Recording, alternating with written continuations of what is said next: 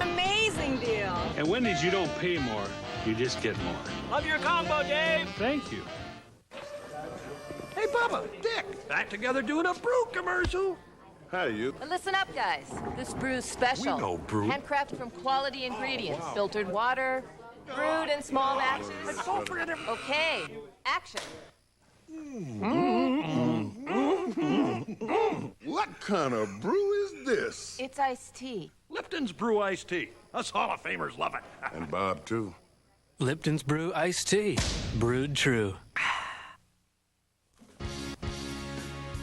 You are looking live at Olympic Stadium. It's been 10 years since the CFL has strutted on that very field. Tonight, it returns. It's going to be great. The Toronto Argonauts and the Montreal Alouettes. Last year, the Alouettes were 15-3 as we knew them as the Baltimore Stallions. As for the Toronto Argonauts, they were 4-14. They only won one game on the road all last year. Can they walk in there to Montreal tonight and win, Glenn? Well, I mean, Don Matthews is the key to this. I mean, Don Matthews, wherever he goes, comes up with a winner. And when you get the best offensive player in the league, in Doug Flutie, then you get the best defensive player in the league, in my opinion. I mean, no offense to Willie Pless, who is a great player, but Tim Caulfield was the best in the league last year. And Really? you get those two guys on your team. 2 years. Absolutely. You get those two guys on your team, I think you got a shot. Oh, yeah, I think so for sure. But I got to go with Montreal. I think that with Tracy Ham playing as strong as he's playing right now and preseason, early in preseason, he usually doesn't really start to run or anything until like mid-season when he really has to. What about and Mike he start Clemens? taking off right now. I pick Montreal to win this Do you one. think Montreal will be able to shut down the pinball?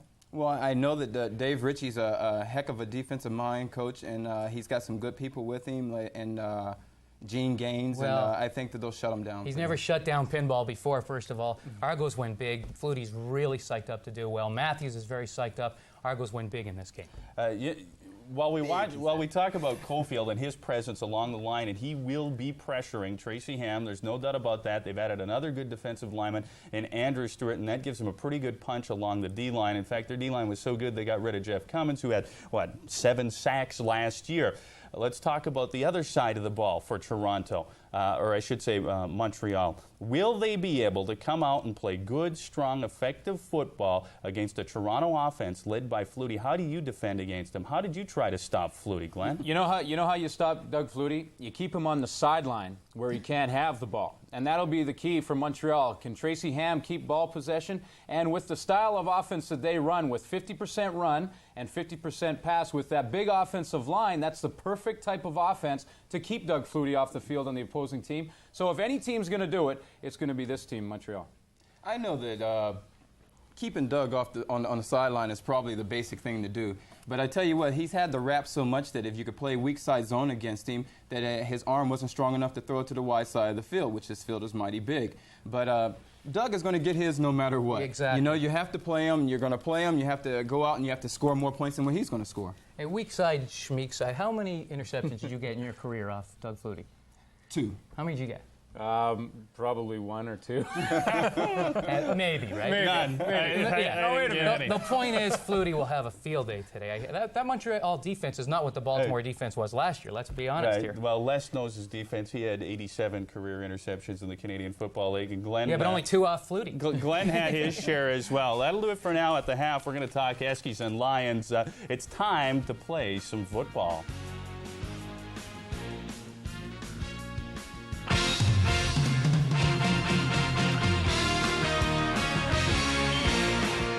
CFL Live on TSN. Brought to you by Corel, world leader in CD-ROM technology.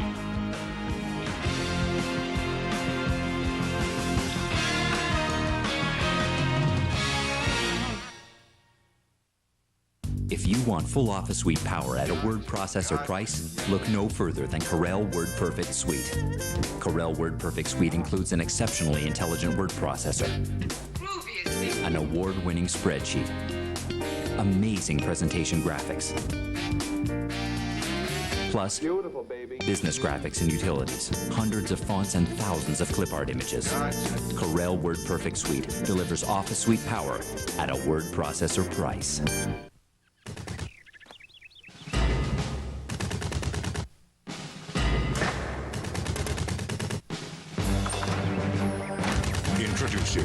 new Pepsi Stuff catalog.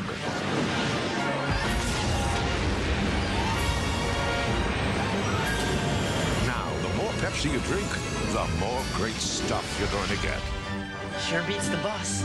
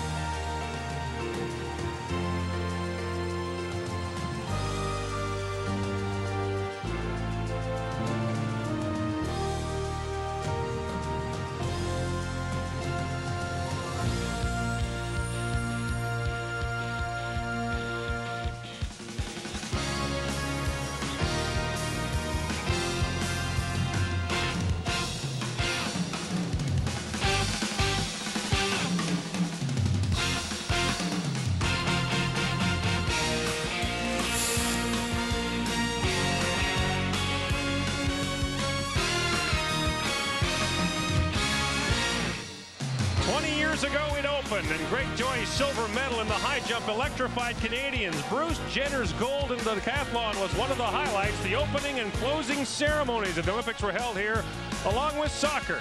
10 years ago this November, the last CFL regular season game was played at the Olympic Stadium, featuring these two teams, the Montreal Alouettes and the Toronto Argonauts. And now, in another Olympic summer, the CFL is back in Montreal. I'm Gord Miller with Leif Pedersen, getting set for the opening kickoff.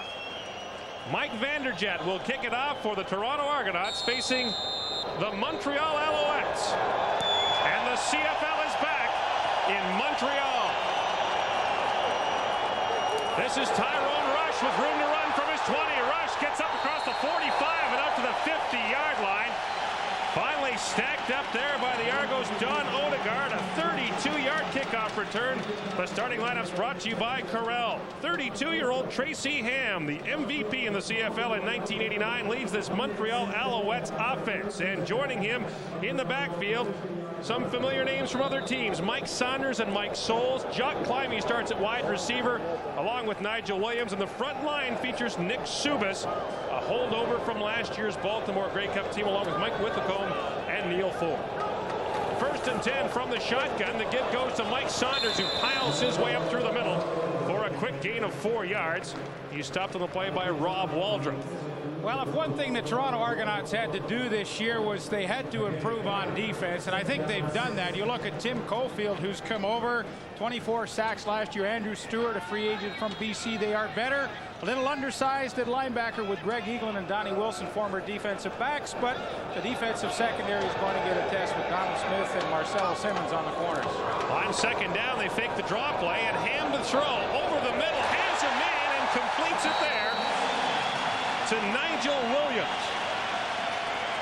And it's a first down into Toronto territory at the 40, but there's a flag at the Toronto 47-yard line. And check that, the pass is complete to Jock Climby, number 82. And it's coming back. And regardless of what happens with this penalty, and it looks as though it's going to go against Montreal, that's a good sign to see Jock Climby go high. Receiver, Montreal, number 82. Repeat second down. Climby was ineligible on the play, and so it wipes out an 18-yard gain by Montreal. Jake Ireland in his 18th year in the Canadian Football League, overseeing the proceedings today. Just to finish the thought on Jock Climby, had a rough year last year, and good to see him early in the season go high in the air and make that catch, knowing that Dan Murphy was in the area getting ready to hit him. And Jock Climby is going to have a big year. This is a different offense, let's face it, for Montreal, and a couple Canadians at the wideouts, and they'll have to produce. Now second and long for the Alouettes, and they're going deep to Nigel Williams, who was open for a moment, but then double covered. Back deep, Dan Murphy, the safety, to help out Marcelo Simmons.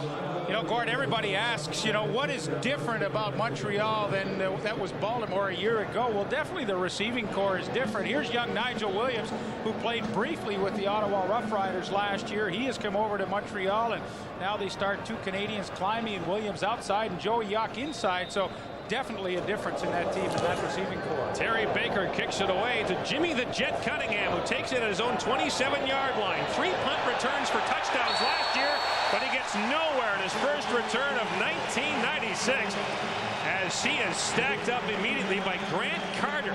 And so the Argos will start at their own 23-yard line, led by Doug Flutie, the 4-time CFL MVP. The 33-year-old goes to Toronto, his 3rd CFL team. Joining him in the backfield, veteran Mike Clemens, along with Robert Drummond from the Grey Cup championship team in Baltimore. Mazzotti, Williams, Fairholm, and Cunningham up front, and Mike Kiselak, the all-star center in the CFL last year, anchors a veteran offensive line. First down for the Argos. Flutie from the shotgun. The shovel pass underneath to Robert Drummond. He's got room to go. Puts his head down. Still going. Gets out to the 46-yard line. Oh, man. Did he steamroll the Montreal Alouette, Charles Gordon. Gain of 23. Absolutely ran over Charlie Gordon. Here's Drummond here. He's just going to come in motion, and Doug Flutie gives him the little shovel pass up front. Good looking play to start. See, they influence Grant Carter on the outside, get him upfield, and watch him run over Charles Gordon right there. Hey, good blow delivered by an offensive player. And back underneath they go. Again, it's to Robert Drummond, and Drummond out across the 50 to about the 52-yard line. So Drummond, the Argo early offense here, as he picks up 6. And again, a lot of changes on defense for the Baltimore, now Montreal Alouettes. Goner, O.J. Brigance, Gerald Bayless, and Elford Payton. They're replaced with guys like Doug Peterson over from BC and Paul Randolph over from Winnipeg. Look at that secondary. A lot of former Calgary Stampeders with Kenny Watson, Doug Kraft on the corner, and Spencer McLennan over from the BC Lions will start at middle safety. 2nd and 4 for the Argos, and Flutie back to throw. Has a man, but overthrows Drummond. And that'll bring up 3rd and long for the Argos. Robert Drummond had an outstanding year last year for the Baltimore Stallions, and this year was the Argos' leading receiver in the preseason. Well, I think he's going to be a terrific player for Toronto. I mean, you look at this offense, and, you know, obviously on paper, you have to think it's pretty good. The offensive line is much improved. You mentioned Mike Kiselak. He anchors it in the middle. Now you have Robert Drummond, a nice complement to Mike Pinball Clemens, 2 different kinds of runners, and both excellent receivers. I mean, on paper, early in the year, you have to think this is a good-looking offense.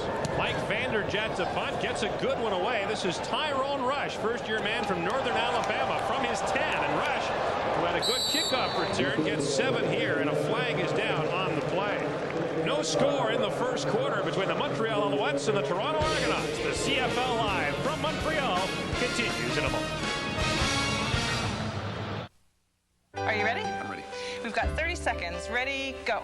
Right now at McDonald's, official 96 Olympics watch is available for just $7.99. Wow. That's a good number. Speaking of numbers, how much time I got left? 20 seconds. These are high-quality quartz watches with a 2-year warranty. Silken. There are 4 great official Olympic designs. How about the time? 12 seconds. Time enough to tell you that the most important news is 50 cents from the sale of every watch goes to help send our Canadian Olympic team to Atlanta. We out of time? Almost. You're pretty good at it. Ever thought of rowing? No, but I could learn. Sure you could. Forbidding terrain.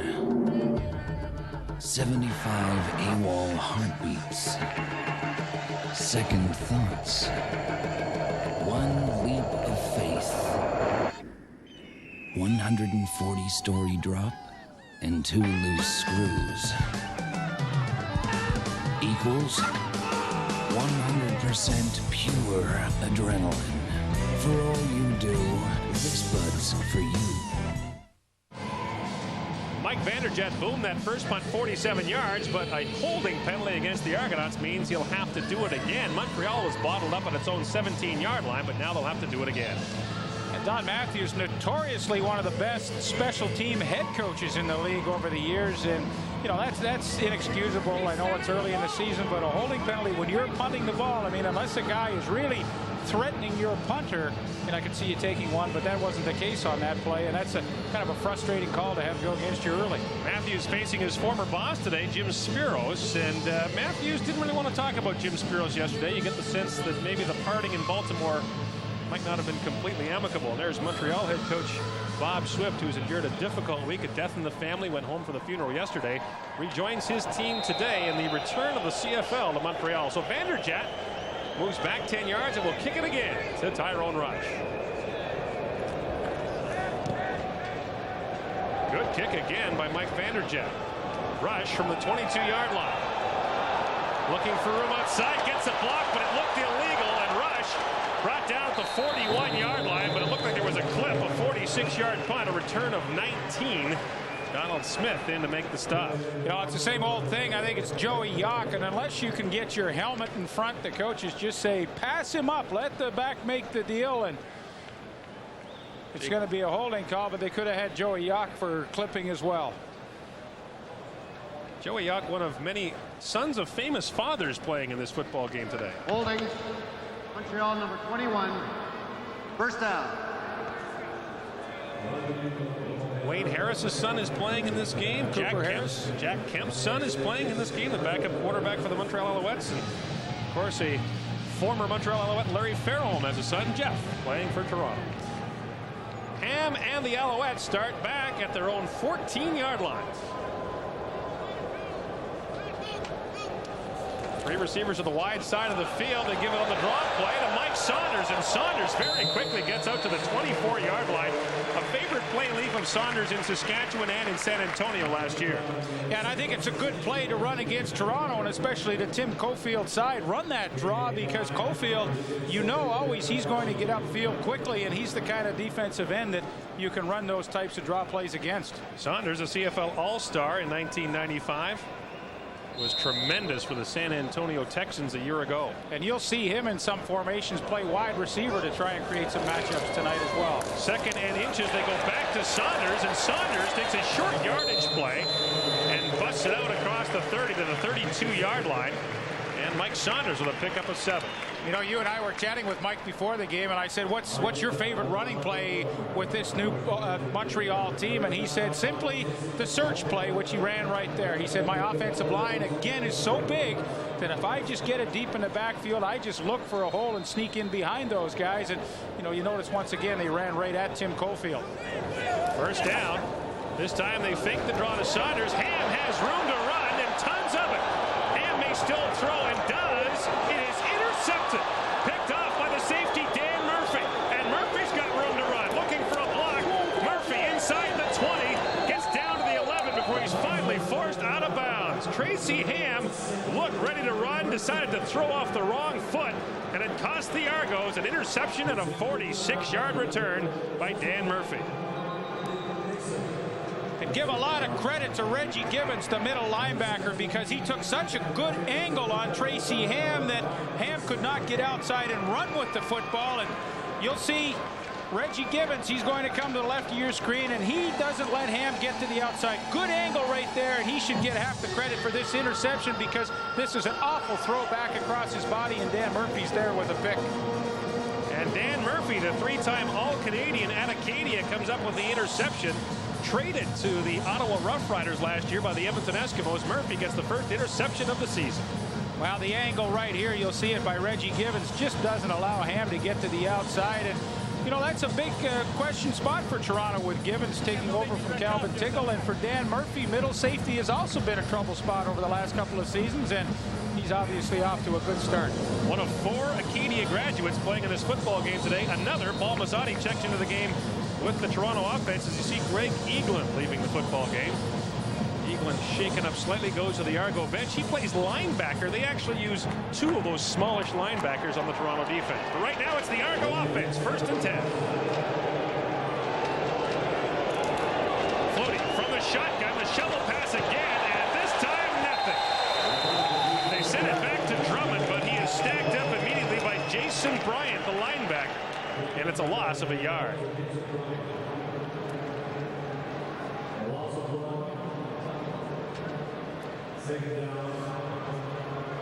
Pretty good reaction by Jason Bryant, number 11, who's getting the started outside linebacker. Just as Drummond turns upfield, he's waiting right in the hole. Well, I tell you what, this is one of the things that Toronto, if they want to have a successful season, have to capitalize on these kind of opportunities. Flutie back to the shotgun on 2nd down.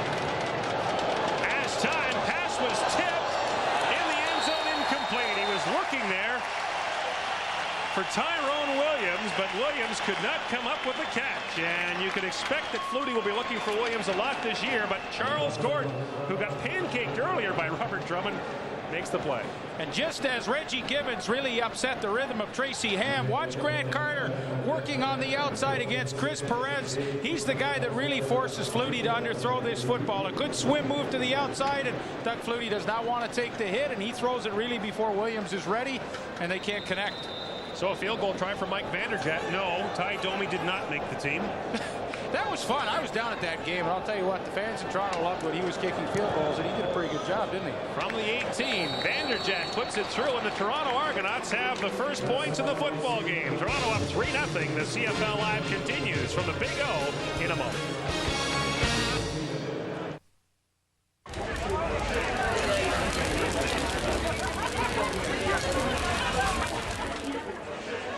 As if you need another reason to go to the Keg Steakhouse.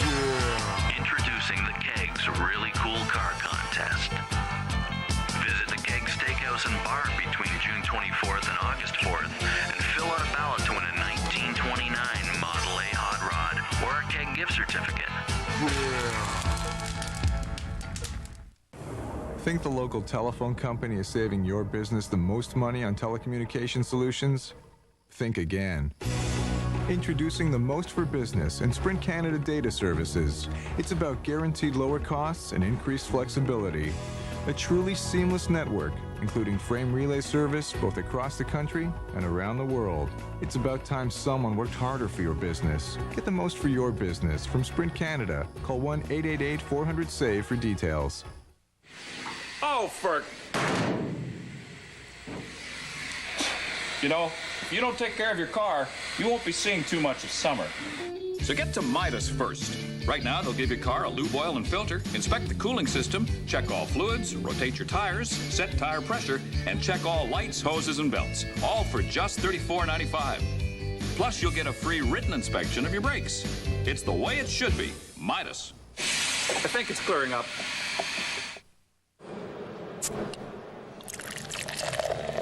You drink Pepsi, you collect points. You get Pepsi stuff. Pepsi stuff. People who drink it get it. Bob Price and the Alouettes down 3-0. I think I called him Bob Swift earlier. My apologies. You see at the bottom of the screen there, Dave Ritchie, the former head coach of the BC Lions, now the defensive coordinator here in Montreal. And the defense holds for Montreal. Holds Toronto to a field goal, and the Argos up 3-0 early. Short kickoff by Vanderjagt, taken by Rush at the 35. Here he comes again up to the 49-yard line. Lost the football. And it is the Alouettes who maintain possession. Let's go downstairs to Michael Whalen. Thank you very much, Gordon. Well, standing by is the commissioner of the Canadian Football League, Larry. 8 minutes to go in this quarter. Can you believe it that you finally got a team here? Well, it's been 5 years, Michael, and we're really happy to be back. What about the crowd tonight? Are you pleased with the turnout? Absolutely. We're still got lots of people coming in. There's long lines waiting to buy tickets. A great start. Okay. Have a good game, Larry. Enjoy yourself. Back to you, Gordon. Larry Smith, a player in this stadium for the Montreal Alouettes, won the Grey Cup here in 1977.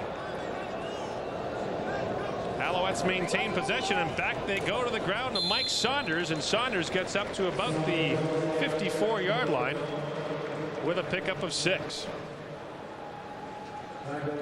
Interesting note about Tracy Ham, the Grey Cup winning quarterback last year, did not throw a touchdown pass in the postseason.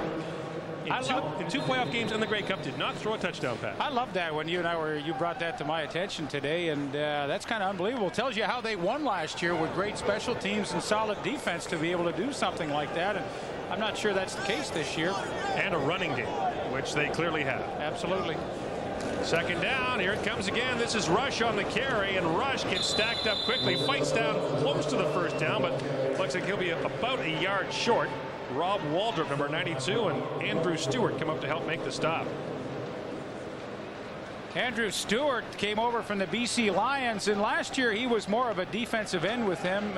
Trimmed down, was a lot lighter than he is right now. When he found out he was going to play defensive tackle, he beefed up so he can push that pocket. There he is in the middle of your screen, number 73, about 15 to 20 extra pounds this year.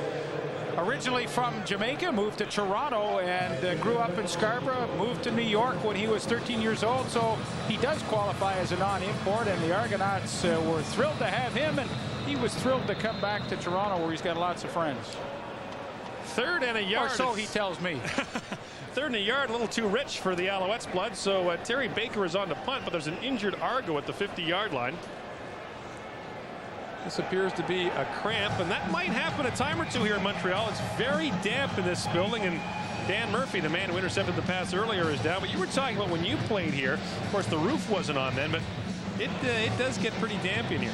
Yeah, I'll be honest, I never really enjoyed playing here that much. I felt like it was a damp stadium. The field was always slippery, and obviously now with the roof on, the field is a lot drier than it was when I played. But I always found it difficult to play a stadium to play in from the noise factor here. The way the roof is kind of on an angle, the sound goes up and just comes right down to the middle of the field. We always had difficulty hearing in this stadium. And the crowd roars here because Bob Price has sent the offense back on the field, so the Alouettes will gamble on 3rd and a yard from the Toronto 51-yard line. Murphy. Well, I think it's a good call by Bob Price. I mean, this is a team that's going to have to run the football. You would think they're pretty proficient at it with that big offensive line, and to me, this is not a risky gamble and one that he should take. Rush and Saunders in the backfield on 3rd and a yard. Early movement. They give it to Rush, who got tripped up initially, but got down to the 50-yard line. That should be enough for an Alouette first down. And yes, Jake Ireland indicates it is, but he very nearly was tripped up short. Well, Toronto goes with their kind of goal line defense, and they bring number 97, Noah Cantor, in. And watch how he shoots the gap. And I'll tell you, Montreal's very fortunate that Mike Saunders was able to get away from that play by Noah Cantor right there and actually Tyrone Rush and pick up that first down. First down for the Alouettes from the Toronto 50-yard line. Tracy Ham and company get the ball moving. 6 minutes to go here in the first quarter. And just 2 passes thrown so far by Tracy Ham. One of them intercepted. Here comes Tyrone Rush, and who did he get whacked?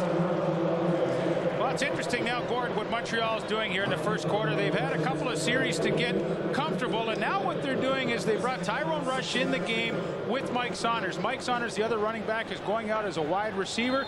They're spreading out that defense, and then they're just letting Tyrone Rush run with it behind that big offensive line. Gain of 5 as Reggie Gibbons put the stick on him. 2nd and 5. Ham will throw again. No, he's down. Tracy Ham looked to be hurt as soon as he took the snap. And this is very grim news for the Owls. As soon as Tracy Ham took the snap, he went down. Yeah, nobody touched him. You know, I remember years ago with the Ticats, we had a quarterback, Dave Marler, and playing at Exhibition Stadium in Toronto, he did the same thing. He took the snap, and as he went to set up, he just went down and he'd blown his knee out. But this is a real strange situation right here, and I'm sure one that's got the blood pressure and the heart rate of Bob Price at an all-time high. Well, Jim Kemp will warm up on the Alouette sideline. We mentioned he's the son of Jack Kemp, the all-pro quarterback for the Buffalo Bills and perennial presidential candidate, or at least rumored to be. And so Kemp last in the preseason 12 for 20, but really didn't see much action last year for San Antonio. Just tried 100 passes. Look at that. Looked like that step right there, and he just grabbed his right hip. Well, that's a tough one. You can't even speculate on that. That's unbelievable. And Ham, it looks to be in a great deal of pain.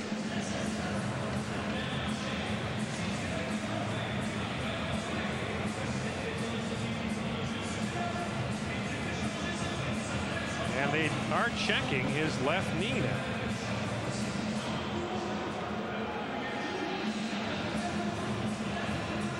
Well, a scary moment for the Montreal Alouettes as Tracy Ham, their starting quarterback, remains down on the field with 5:22 to go in the first quarter. And there is a great deal of concern both on the field and on the Montreal sideline. You know, Gord, I've had a chance to view it on another monitor here a couple of more times, and I think we're going to take another look at it again. And it almost appears as though it's his lower back that really bothered him. I was trying to see the left leg and the right leg if anything buckled, but it didn't seem to appear that way. And just as he went down, he started reaching for his lower back. Jimmy Kemp threw 4 touchdown passes last year for San Antonio, was picked off 9 times. All right, one more look. We're going to go back and watch as Tracy Ham goes down. The right hand will reach back, and the left hand, and he's just grabs that lower back. And as soon as he turned, he went down.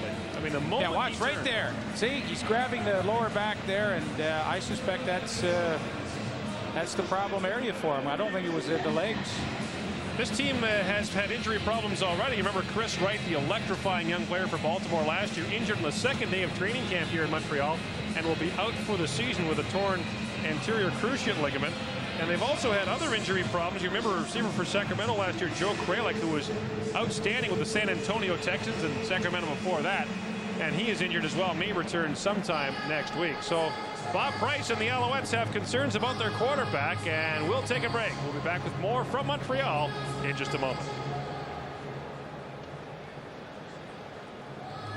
That's unbelievable. To get out of rough, tall grass and weeds like this, you don't need one of these. You need one of these, the Weed Terminator. The Weed Terminator replacement head with serrated edge blades cuts through tall weeds and grass with ease. The Weed Terminator replacement head installs quickly and easily, and changing replacement blades is a snap. After all, there's a lot better things to be doing with your time. Available at all participating Canadian Tire stores. Forbidding terrain. 75 AWOL heartbeats. Second thoughts. One leap of faith. 140-story drop and 2 loose screws. Equals 100% pure adrenaline. For all you do, this bud's for you. I'm Jim McKay with another update from the 2020 Global Games. Little Jacqueline Keller captured the gold today on the highly uneven bars, while Austria's gentle giant Milos dominated the 1-ton power lift. The highlight of the day so far was the record-breaking 300-meter dolphin relay. The world of sports is ever evolving, but athletes of today can choose All Sport Body Quencher for fluid replacement, unsurpassed taste, thirst-quenching flavors. Coming up later, the graduated hurdles.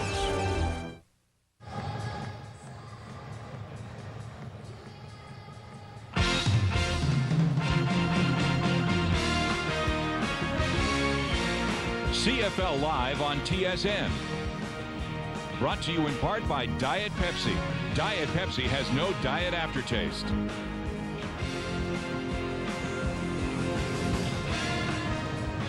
In obvious pain, Tracy Ham is just now leaving the field. They brought the stretcher up for him, but he said he didn't need it. And now Tracy Ham will go to the locker room for attention, and we'll get a report for you just as soon as we can. On the field, Terry Baker is on to punt to Jimmy the Jet Cunningham. Good punt by Baker. Sends Cunningham back to his own 1-yard line. And Cunningham reverses his field.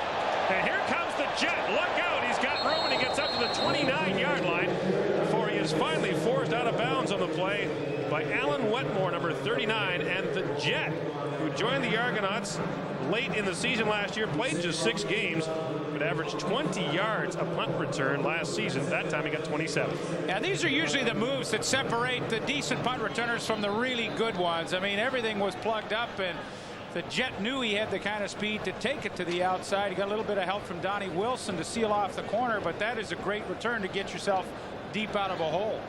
Under 5 minutes to go in the opening quarter. Doug Flutie and the offense go back to work. A field goal, all they have to show so far. Flutie throws it underneath, and it is dropped. He looked again to Robert Drummond, and Drummond has really been getting a lot of attention so far.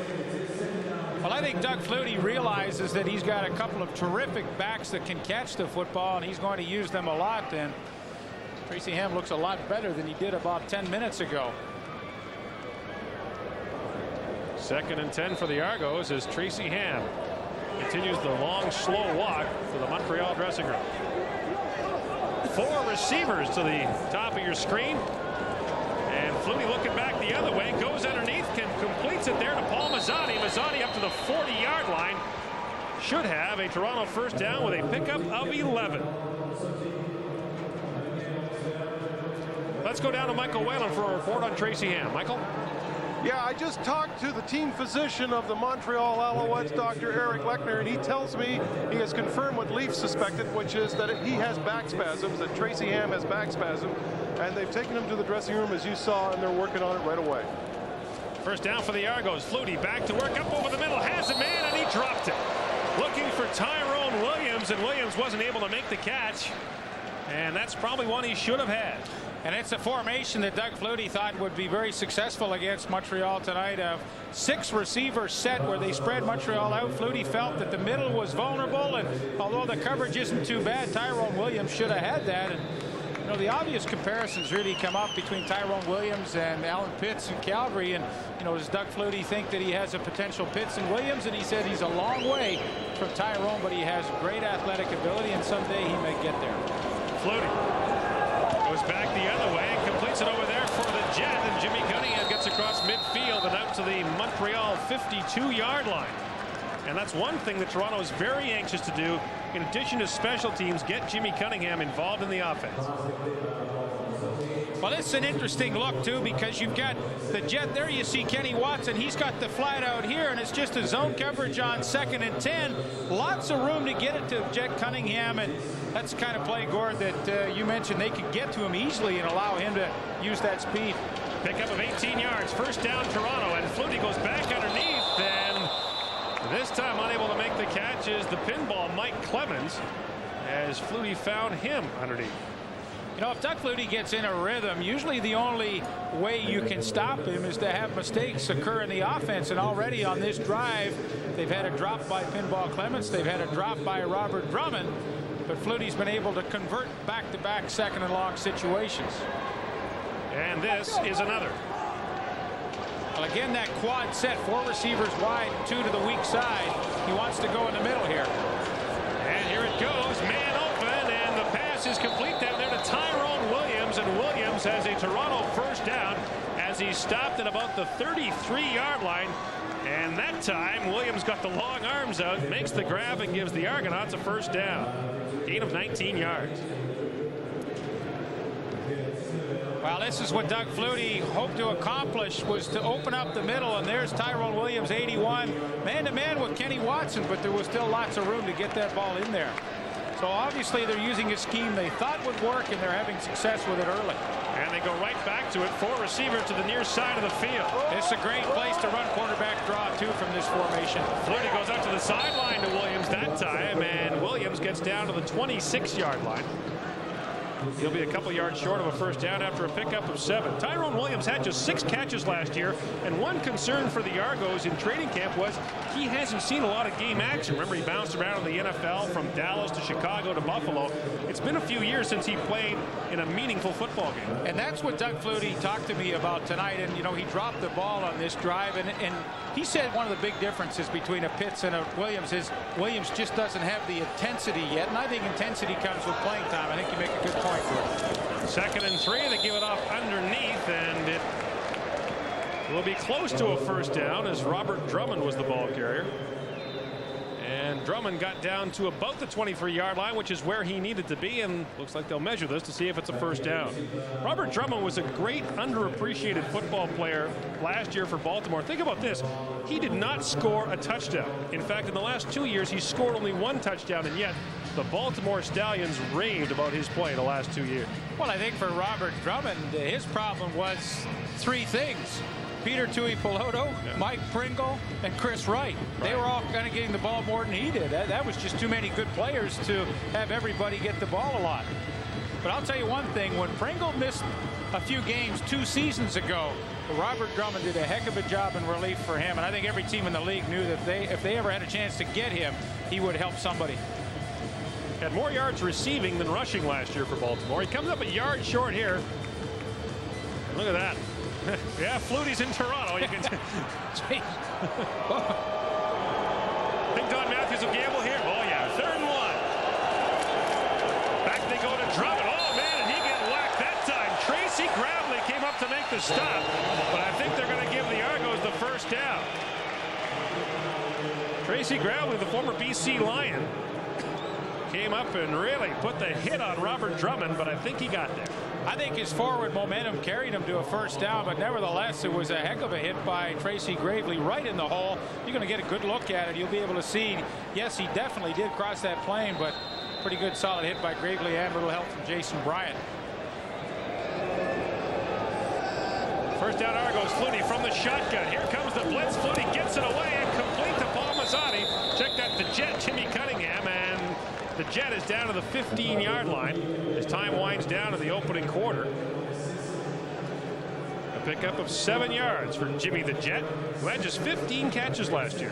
Yeah, and if you're Montreal, I think you want to see, can Toronto handle the blitz, and you want to do that early. They came with it there, and Toronto picked it up nicely, allowed Flutie the time to hit Cunningham on the underneath route. But, you know, I think that's a situation where Montreal isn't getting much heat, and if they're going to have to bring a few extra people than the 4 they've just been rushing. Pinball stays back to block. Flutie goes underneath and down to the 11-yard line to Robert Drummond, and Drummond should have another Toronto first down. As the final play of the first quarter sees the Argos move closer to the Montreal end zone. 3-0. The Argos lead the Alouettes after the first quarter on the CFL Live.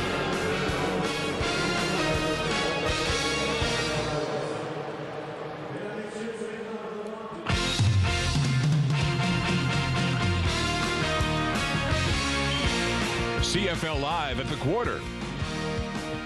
Brought to you by Subway, the place where fresh is the taste. Welcome back to the CFL Live. Not the way that Tracy Ham wanted to start this 1996 CFL season, and now Doug Flutie is moving the ball downfield, and he's looking dangerous. He's got momentum. Glenn, what about those two? Well, first of all, when you talk about Doug Flutie, whenever Doug Flutie team needs momentum, he goes into the hurry-up offense, and that's really what he's doing right now, and that's when he's most dangerous. On the other side of the coin, Tracy Ham, I mean, that's devastating for the new coach, the new team, and now to lose their starting quarterback and leader, that's going to hurt their team. You're going to get a look at Jim Kemp now, Darren, and obviously he's not as mobile as Mr. Ham is. But he can throw the ball, and he's one of the better backup quarterbacks in the CFL. He backed up Archer last year with San Antonio, and he completed 53 passes for 750 yards. He's a pretty good quarterback, and like I say, there's a dearth of good ones in the CFL right now. You know what we also saw in the first quarter of play? The Toronto Argonauts with a number of drop balls. They did that last year. Les, if they're going to be effective, they can't be doing that. No, they can't be dropping the ball because last year they had some struggling quarterbacks, and drop passes even made them look even worse. Right now, Drummond's dropped 2 of them, and they got Tyrone Williams coming across the middle dropping 1. But they're still moving the ball, and they look pretty good. I want to take back my prediction. And your prediction originally was Montreal was going to... because Tracy Ham, but you know... Exactly. You didn't know that Ham was going to go down, and there's still a lot of football to be played in this game. We've got 3 quarters to go. That'll do it for the first quarter of play as we head back to Olympic Stadium. Thanks very much, Darren and fellas. Toronto up 3-0 as Doug Flutie looks for the end zone for the first time this year. And here are the numbers through the opening 15 minutes. No passing yards for the Montreal Alouettes. Well, that's a number that'll stand out for you. 1 turnover by Montreal. That was the interception by Dan Murphy that led to the only points, the field goal by Mike Vanderjagt. Tracy Ham, or rather Doug Flutie, was 8 for 13 in the first quarter. And right now he's looking to get it to the end zone from the shotgun on 1st and 10 from the 11. 4 receivers to the wide side of the field. Flutie pump fakes, end zone. Drummond. Jason Bryant, the linebacker, was there on the coverage, and the pass was just out of the reach of Robert Drummond. Well, again, 4 receivers to the wide side of the field, and Robert Drummond is in the slot. He runs an out and up, and he is open. Doug Flutie knows he has to throw it on a rope instead of putting a little airtime on it, and he just can't get it in there. And, you know, when you talk about guys who are competitive, I mean, he would be at the top of the list. He fishes hard, I think. Yeah. 2nd and 10 from the 11, and Flutie back to the shotgun. Again, 4 receivers to the top of the screen. Back to the end zone they go for Tyrone Williams, and the pass goes incomplete. And over on the coverage was Ken Watson. And the Argos, once again deep in Montreal territory, are denied. You know, that's a good matchup, Tyrone Williams and Ken Watson. Williams at 6'5" and 220. Kenny Watson 6'3" and over 200 pounds. So physically, the 2 of those players match up quite nicely. And Ken Watson had perfect coverage on the inside hip. And Doug Flutie puts it in a spot where only his guy is going to make the catch. And if he did, it would have been a spectacular one. Ken Watson right in the hip pocket of Tyrone Williams. And now Mike Vanderjagt will try another field goal, this time from 18 yards out.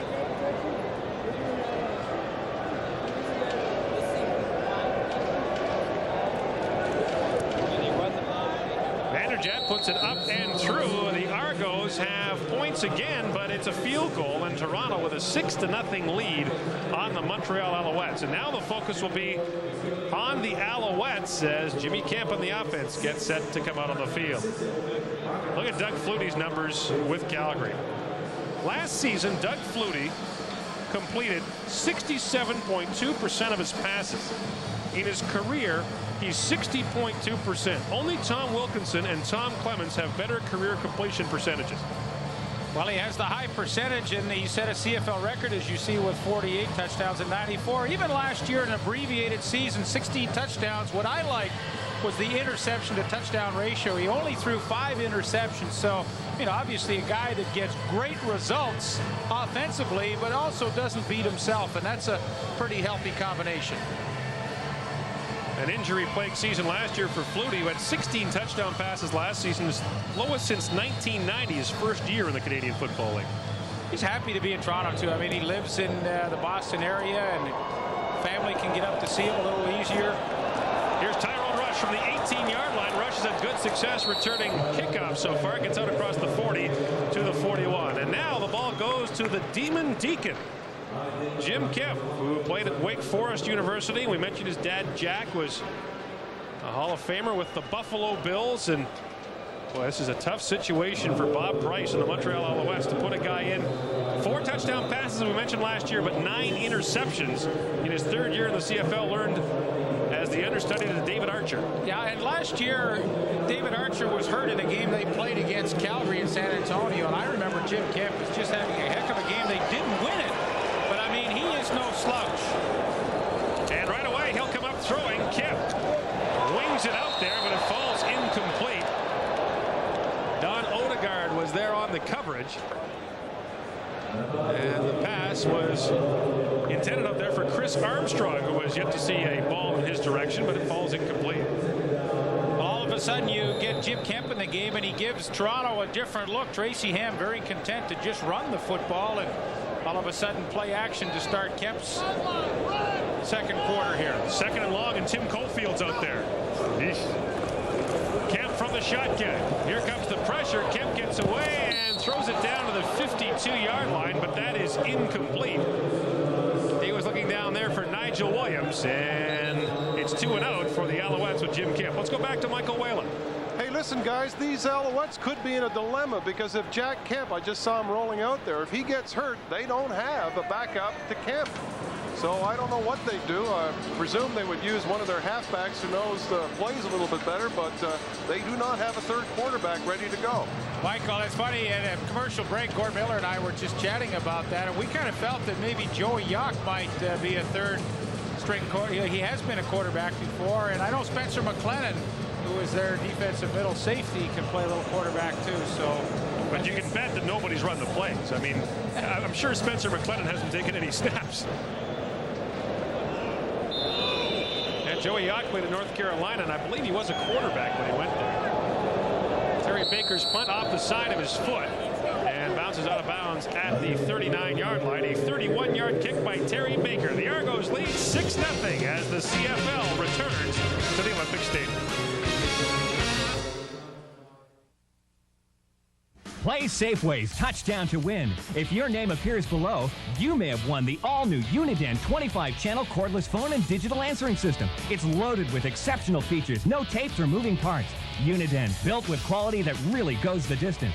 Or durable Mikasa stoneware in the lifestyle pattern. It's oven, detergent, microwave, and dishwasher safe. For finest quality dinnerware, stemware, flatware, and gifts, Mikasa sets the standard. Touchdown to Win ballots available exclusively at all participating Safeway stores.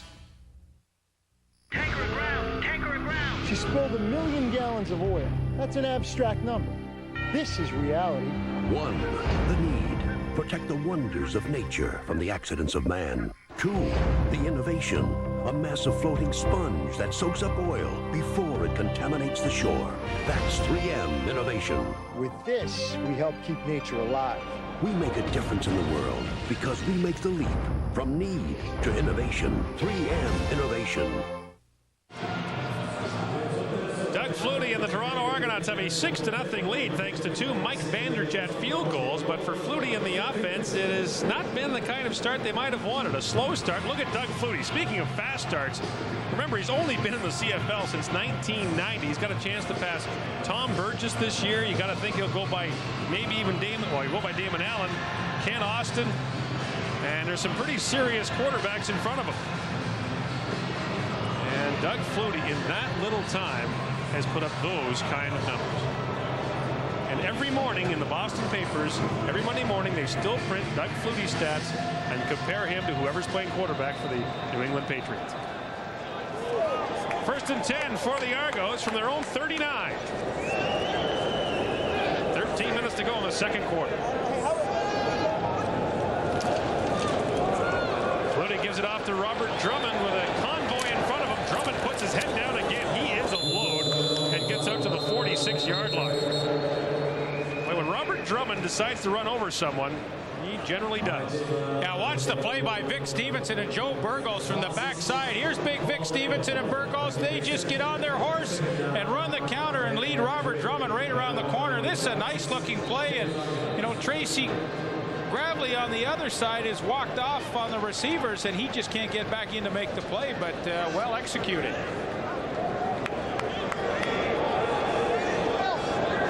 Brings up second and short yardage for the Argos. And back to the ground they go, back to Robert Drummond, who fights his way out to the 50-yard line and should have a Toronto first down. Mike Clemens is not figuring much in the Toronto offense so far. It's been all Robert Drummond. It really has, and I think, you know, you're going to see Robert Drummond carry the ball mostly on the, do all the groundwork for Toronto. Clemens is going to catch a lot of balls, I think, in this offense. He dropped one early, and Doug Flutie hasn't gone back to him since. Mike Clemens rushed for 836 yards last year, a career high.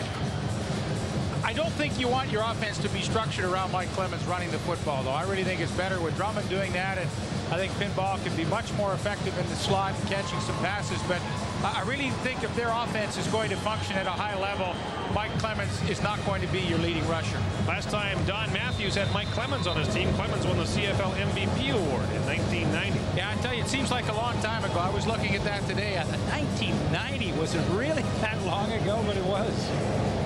Drummond has the first down, and the Argos have it at their own 49.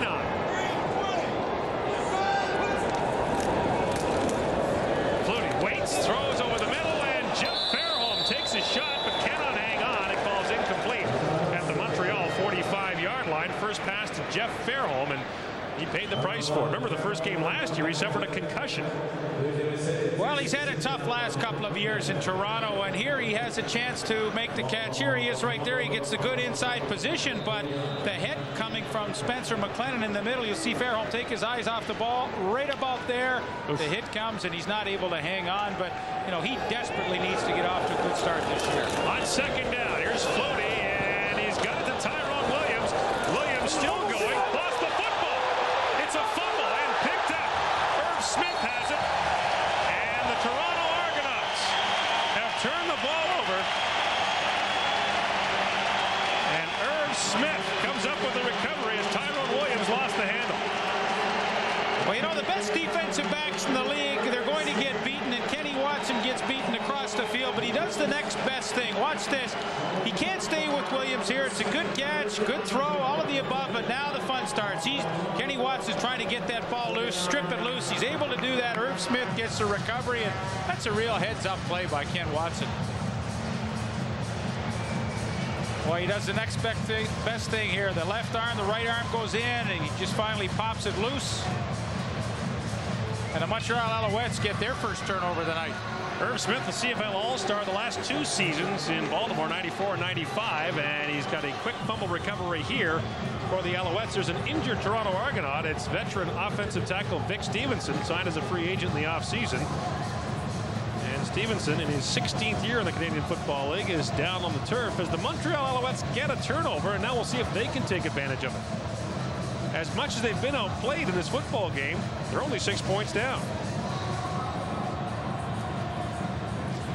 There's Vic Stevenson up at the top of your screen right there, and we'll see if we can have a look at exactly what happened to him. He's in great position taking on the blocker, the block of Grant Carter, but just lost his balance and fell awkwardly. And so Vic Stevenson is... What happened to his neck? Yeah, I don't know. Shrunk a little bit. Is it in there? Yeah, I know these linemen, you know, sometimes they don't have a whole lot of neck, but he didn't have any neck. That's right. From the Toronto 49. First down for the Alouettes. Here's Saunders. Waits, finds some room, and gets down to the 45-yard line. Saunders, after a gain of 4, is stopped up. Greg Eaglin came up to help make the tackle.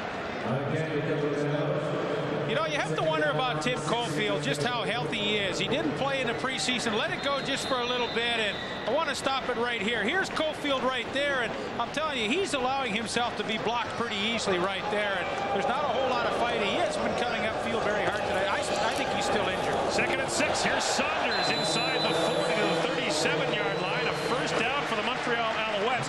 They came out throwing in Kemp's first series, but now they go back to what they appear to do best, and that's running the football. Well, they didn't have a lot of success throwing it in the first quarter. All their success was on the ground, so I think he's gone back to the sidelines. And, you know, when he didn't get a first down that last series, and they said, look, our strength is with our offensive line and our running game. Let's go back and use it. On first down, the Owls go to the shotgun. Kemp underneath, has it there, and look out, room to run, and here comes Chris Armstrong, and we saw that a time or two when he played with Tracy Ham, and that time he's pushed out of bounds at the 15-yard line. So Chris Armstrong with his first catch of the year. Well, when you get caught in a man-to-man defense and you're going to run the crossing routes as an offense, you're going to have a heck of a lot of success. Here is Chris Armstrong right here. Here's Ed Barry. I mean, you just can't chase this guy all the way across the field. You saw it happen to Kenny Watson, but I mean, that's just too much to ask of the defensive back. Toronto got caught in a vulnerable situation, and Jim Kemp hit it. Gain of 18 yards gives the Alouettes a first down at the Toronto 15-yard line. Back to the ground, Saunders. And he is stacked up very quickly on the play. A gain of maybe a couple. Oscar Giles, another former San Antonio Texan, comes over to help make the stop. Andrew Stewart and Reggie Gibbons were there too. You know, Gordon, you go back to that last pass play, and more teams on every single pass play have a guy coming across the middle. So if they happen to get man-to-man defense, they have a great matchup and a very difficult situation for a defensive back to cover. And you know, Tyrone Williams caught one on that. He fumbled it, but now Chris Armstrong catches one. And you know, it's just understanding what you're going to expect the defense is going to do. They caught the man-to-man and hit it. And there's an injured Montreal Alouette down on the field. 9:21 to play in the second quarter. The Argos lead 6-0, but the Owls are threatening. Slick 50 engine treatment with Teflon. Can it reduce wear in your engine? Yes. Here's proof. In the Great Slick 50 torture test, a professional driver drove this Slick 50 treated car nearly 20 kilometers with no oil. And here's more proof. Slick 50 is the only engine protection with test results published by the Society of Automotive Engineers, the recognized automotive authority. Reduce wear in your engine with Slick 50 engine treatment with Teflon. Get Slick 50 at Canadian Tire, Kmart, Sears Automotive, Home Hardware. Why do people love Wendy's $3.99 quarter-pound single combo? It's a beautiful burger. It's fresh. Is it the hot and juicy quarter-pound single made right when you order it? It's delicious. Thank you. Is it the big order of Biggie fries? And this is the biggest order of fries I've ever seen. Huge fries. Or the icy cold medium drink? It's medium. I hate to see a large.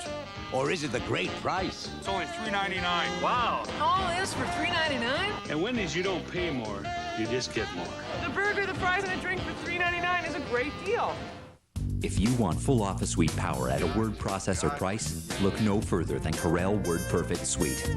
Corel WordPerfect Suite includes an exceptionally intelligent word processor, an award-winning spreadsheet, amazing presentation graphics, plus business graphics and utilities, hundreds of fonts and thousands of clip art images. Corel WordPerfect Suite delivers office suite power at a word processor price.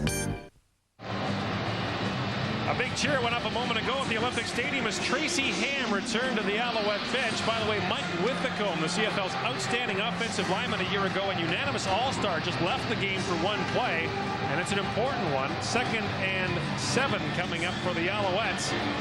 from the Toronto 12. So Ham may be set to return, but right now it's Jimmy Kemp who will try to get the Owls into the end zone.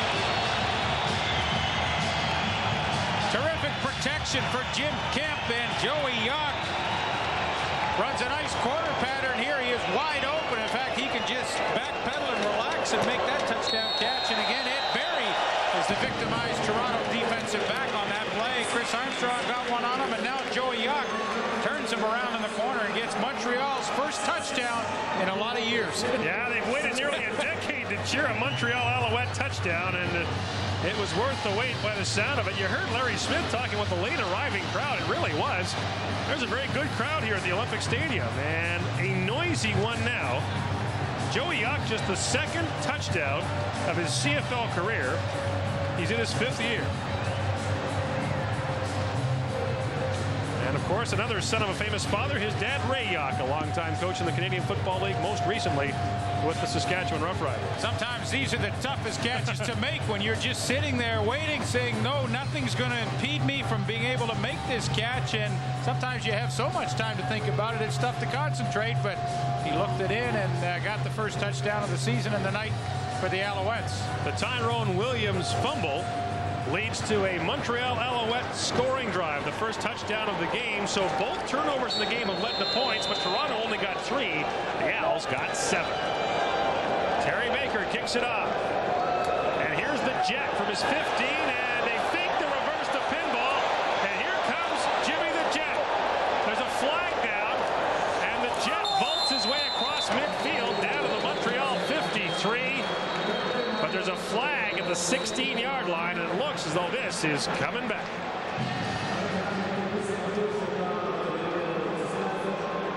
Oh, yeah. Was there anything more demoralizing than that? Well, you look at where the ball would have been out near midfield, and now it's going to put them deep in their own territory. That's a lot of yardage to give up. Wipes out a 42-yard return by Jimmy the Jet Cunningham. And that was out to the 52-yard line, and now look where they're going to scrimmage on their own 10. That's 42 yards. Number 81, first down. Tyrone Williams is having a tough first half. Fumble and now a holding penalty to cost your team 42 yards. And sometimes those special team penalties are nothing more than mental mistakes. Now Flutie and the offense go back to work with 100 yards to go. On first down. He throws it underneath, and the pass is complete there to Mike Moriali, number 78. He's the cousin of Paul Mazzotti, the second-year man out of McMaster University in Hamilton. And so the Alouettes go 49 yards in 5 plays, and Joey Yock begins the new era of scoring in Montreal with the first touchdown of this returning franchise. Pickup was just under 10 yards. It'll be second and short for the Argos. Flutie dives straight ahead, and he'll have the first down easily. 7:40 to play here in the second quarter, and you get the sense now that the Argos need to get something going here as the crowd is right back in the football game. The Owls can come up with a stop here. They'll really have the crowd on their side, especially if Tracy Ham comes back. And I'll tell you, they must have had a magician for a doctor in the locker room, because, I mean, you thought, 1 minute he's dead, and now he's back throwing balls on the sidelines again. One of those soccer guys, they give you the magic sponge, and the guy springs back up. Graham Leggett will hate me for saying that. First down, Argos. Here's Doug Flutie. Long throw out there, and he completes it to the pinball. He throws about a zillion moves, and finally is brought down. He threw the kitchen sink at Ken Watson. Gets out to about the 29-yard line. When you start deep in your own territory, as Toronto did on their 10-yard line, the key ingredient to getting yourself out of trouble is to have good, solid plays on first downs. And the first down they've made on this drive, they had about 9 yards, and now they're second and about 1.5 again, and this is why they're having success. Key first down plays. Norm Casola, number 80, comes into the game for the Argos. They give to Robert Drummond on that counter play, and he fights his way out across the 30 to about the 33-yard line, and Ken Watson, having a good first half, comes up to make the stop. You know, when you start on your own 10, as an offense, you have to do everything in segments. And the first segment for Doug Flutie is to say, hey, let's try and reestablish field position. Let's make a couple of first downs. And the worst thing we do is punt. We've reestablished that field position. Now, if you get it out to midfield, you start thinking points, and your whole philosophy changes. But he's done a good job with back-to-back first downs. Now they're in good shape again. Empty backfield for the Argos. 6 receivers in the pattern. And Flutie throws it there for Paul Mazzotti, and Mazzotti is touched immediately by Douglas Kraft as he gets up to the 42-yard line, about a yard short of a first down. You know, Gord, you mentioned Doug Flutie, 67% passer last year, 60% on his career. This is why. Little underneath pattern to Mazzotti, very easy to complete, and now 9 yards. Last time a first down swing pass to Mike Clemens, 8.5 yards. High percentage, and boy, oh boy, can you keep your offense going when you're doing those kind of plays. Now Flutie enters center on second and short. Drummond again. Poor Tracy Gravely. He's the bug, and Robert Drummond is the windshield. You know, Toronto keeps getting these second and short situations. I think one of these times you're going to see Doug Flutie go to play action and air one out, because they're certainly in a position now where they can gamble on third down. It's been a masterful drive. Time consuming too, under 5 minutes to go now in the second quarter. Flutie from the shotgun, back to the pinball. And he puts the move on Gravely. Look at pinball fight his way out to midfield. The stop is made there by Irv Smith. Now we get the situation I just talked about. They're going to be about second and 1 or less at midfield where you could gamble, and I think it's a perfect opportunity to take a shot at the big one. You talked about Flutie throwing underneath the high percentage passes. One thing defenses did last year was creep up on Flutie, not believing he could beat them deep, and eventually he had the elbow surgery because the arm was giving him so much problem. We have yet to see Flutie really air one out in this game, and I think that's what a lot of people are waiting to see. Well, I hope you see one right here, because it's the perfect time for it. Unless, of course, they picked up the first down. But I think sooner or later, if Toronto's going to keep nickel and diming with the passing game, which has been so effective on this drive, Baltimore is going to have to change and either roll up their corners or bring everybody up and start to challenge those receivers a little tighter. If you were with us on the pregame show, Doug Flutie told me that he feels that his arm strength is back to where it was 3 years ago, that he finally has some zip on the football, and that the surgery really helped him. Well, it's second and inches for the Argos, just into Montreal territory at the 54.5. I got bump and run with Jimmy Cunningham up top. Option. Risky play on short yardage, but Clemens turns it back upfield, and it looks like his forward progress will get him there. Ken Benson had a chance to stack him up, but that one extra move from the pinball got him the first down.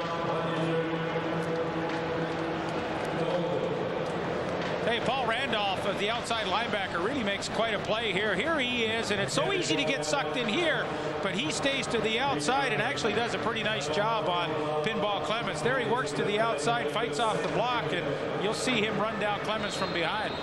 Good angle. 9th play of the drive, and they're only halfway there. First down for the Argos from the Montreal 51-yard line. Flutie looked to be changing the play there. Paul Mazzotti on one knee ducks down and gets to the 42-yard line. And the stop is made once again by Watson. Ken Watson's been a busy man. That was a long throw by Flutie. Well, it's good recognition by Doug Flutie. I mean, they're going to play a zone. Kenny Watson's going to come out here, and you're going to get a drop back here. So Mazzotti just sits in the open hole. And, I mean, this is easy offense for Flutie to complete. That's how the zone works. There you see Doug Kraft going back, and Paul Mazzotti's wide open. Flutie reads it, and again, great yardage on first down. Yeah, pick up of 8, second and 2. And there goes Robert Drummond again, breaking first down as we hit the 3-minute warning. Montreal leads the game 7-6, but the Toronto Argonauts are threatening. The CFL Live continues from Montreal after this.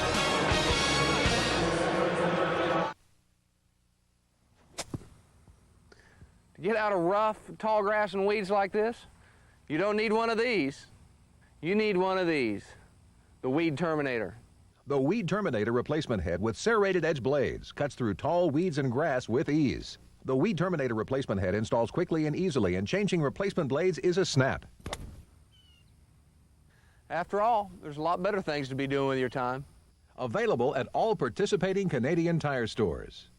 Brought to you by the world leader in Windows graphics software, Corel Print House is the fast and easy way for everyone to create great-looking greeting cards, stationery, banners, and more. Work with professionally designed samples or start your own creations from scratch. With Corel Print House, it's only a few easy steps to any printing project. Get creative. Get Corel Print House, the easy all-in-one graphics powerhouse exclusively for Microsoft Windows 95.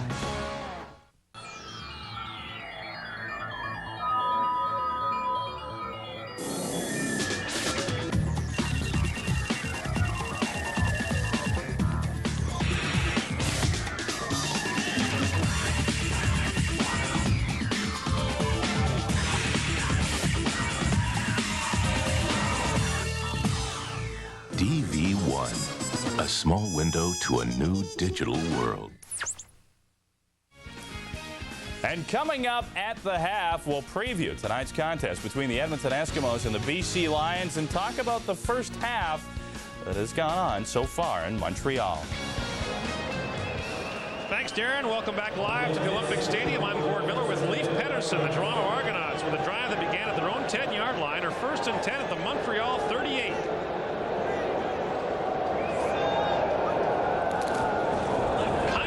Again as they flip it out to Robert Drummond. One man to beat in the corner, but the turf monster got Robert Drummond as he falls down at about the 30-yard line. And Drummond with another good gain on first down, an 8-yard pickup. It's 2nd and 2. You watch to the right of your screen here. When you run the option, you play a game against one guy, and as Flutie runs down to the right side of the line, you're going to play a game on 54, Grant Carter. Watch him. He's got no place to go. Carter 54 is caught flat-footed, and Drummond gets to the outside. But you play a game against one guy, and there's very little he can do. Option out of the shotgun. How about that? Robert Drummond with the dive over the middle here. What is this? The Oklahoma Sooners of the 1970s? The veer option. Here comes Robert Drummond diving it over the middle for another pickup of a couple of yards. And keep in mind, this drive started at the Toronto Argonaut 10-yard line, and I venture to say they've made 6 first downs and had no worse than 2nd and 2 on any one of those first down plays. 7 rushing plays so far on this drive for the Toronto Argonauts. Now Flutie back to the shotgun on first down.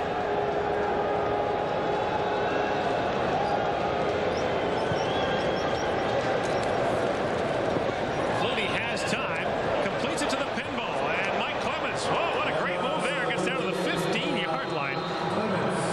Just when you think you got him, he gets away. Tracy Gravely was all ready to wrap up Mike Clemens, and he just ran through his fingers. I think Montreal is going to have to make a decision on defense right now. Things have been too easy for Toronto on this drive, completing these short passes. And if Montreal is going to continue to be in a zone defense on first down, Doug Flutie is going to do this all night. And I think at some point in time, Montreal is going to have to change, bring a few people, more pressure, and come up and snug up tight on those receivers, which they're doing right now. Pickup of 11 yards. First down, Argos. Flutie underneath for Mazzani, and Mazzani fighting his way down to the 5-yard line, wrapped up by Douglas Kraft, but it should be another Toronto first down. We're very close to it, and you've been talking about the gains on first down, and this is just tremendous execution by the Toronto Argonauts. And Paul Mazzani is so good at this. Watch him. He'll straighten up Doug Kraft, take a little outside shoulder, and then cut back in real hard. Right here, boom. Now he's come to the inside. He's looking for a bit of a pick. He didn't get it, and he didn't need it. And he struggles for a few extra yards and gets the first down. 15th play of the drive. It's already gone 95 yards. First and goal.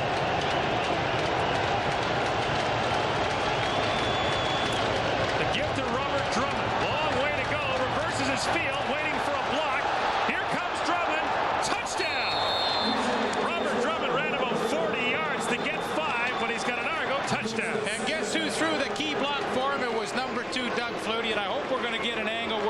see this because Grant Carter, 54, had Drummond in his sights, and Doug Flutie put his head down and absolutely cartwheeled Grant Carter to allow Drummond to get in and score the touchdown. It's an unbelievable play. You're going to see Flutie end up, as Drummond will come back, it's going to occur at the right side of your screen, and I hope you see it. There's 54 in the middle. There's Carter. Watch it. Boom. There's Flutie. That's the block, and that allowed Drummond to get in. That's a lot of money throwing blocks there. It's the competitive nature, though, Gordon. Mike Vanderjagt with the point after. It is good, and the Toronto Argonauts regained their 6-point lead on the Montreal Alouettes. What a drive by the Toronto Argonauts to start at their own 10. Just your basic 100-yard drive. But again, you know, and it's worth repeating, the whole key to it was their first down production. Set everything else up and made that drive look rather easy. It wasn't easy, but it looked rather easy. Once again, we're going to go back and have a look at Doug Flutie. We're going to let it run and we're going to stop it when it gets critical, because you're going to see Grant Carter, 54, turn around and start coming back against the flow, and all of a sudden, stop it right here. There's Flutie, and watch what he does as Carter, 54, is going to come into your screen. This is a heck of a block. Well, you don't quite see it there. There you do. You just see him cartwheeling over. You see him cartwheeling on the ground, and you talk about a guy who has competitive juices flowing. It certainly is Doug Flutie, and it certainly is Robert Drummond, who made a pretty nifty run to get that touchdown. Nigel Williams and Tyrone Rush are back deep to receive the kickoff from Mike Vanderjagt. This is Rush from the 16-yard line. And he gets out to about the 38 that time, as he is stopped on the play by Cooper Harris, the son of Wayne Harris, the Hall of Fame linebacker for the Calgary Stampeders. Wow, 15 plays, 100 yards, 7:25 it took off the clock. We weren't halfway through the second quarter when that drive started. Well, it was a beauty. Here's a guy who might not be old enough to remember the last time they played CFL football in Montreal. Yeah, I would say he doesn't. He wouldn't remember you then, Lee. There's a lot of people like him. First and 10 Alouettes from their own 38-yard line. Jim Kemp remains in the football game for the Owls and throws it quickly over there to his intended target, Chris Armstrong. And Kemp has gone to Armstrong a lot here in the early going. A short gain, make it 5. It'll be second and 5. And I think that's a good choice. I mean, if you look at the receiving court, I know Joey Yock caught a lovely touchdown, but I mean, Chris Armstrong is the guy you really want to use. You think Toronto's dominated this quarter? Jim Kemp might forget what the football looks like. Second down. Tim Cofield can't get away. Lots of time, and he completes it again to Armstrong. And look out, he wants a block. Now Armstrong takes it back over the middle. Armstrong puts his head down and gets to the 31-yard line. What a play by Chris Armstrong, and a great throw by Jim Kemp to get it there. Well, Gordon, I think the key, too, is the kind of time that Jim Kemp is getting to throw. This crowd loves it. They're into this game. They're seeing a lot of solid offense right now, but watch the pocket that Jim Kemp's offensive line provides for him, because it took quite a while for Armstrong to come free, and Don Odegaard just can't stay with him right here, can't make the tackle, and then the fun starts. Chris Armstrong, always one of the most electrifying receivers when he starts to run with the football. That time it's a pickup of 28 yards for Chris Armstrong. Last year, his second consecutive 1,000-yard receiving season, and he has always been a favorite target of Tracy Ham going back to their days with the Edmonton Eskimos. Now, he's a guy that likes to get deep, and they like to go to him deep at least 2 or 3 times a game. So far tonight, they're using him underneath, and slowly, you know, as the tighter coverage comes, they'll go over the top with Chris Armstrong, I'm sure, in this game. But Jim Kemp, has he ever played well since he came in for the injury to Tracy Ham? And, you know, again, the offensive line with that good protection, you can step up with that front foot and deliver some strikes.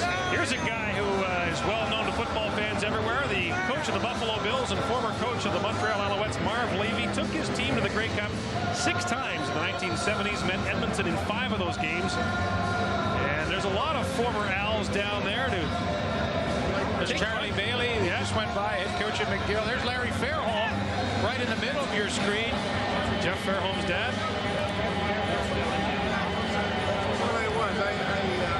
A lot of players well known to football fans. Sam Echeverry's number is, there's Sam tired here, and Sam Reeve in the background. Sam the suit on. They're going to retire that number, as you said. Now the focus on the current Alouettes on first down. Kemp guns it, but it is incomplete. No, it's a catch. What a grab by Joey Young. Oh, man.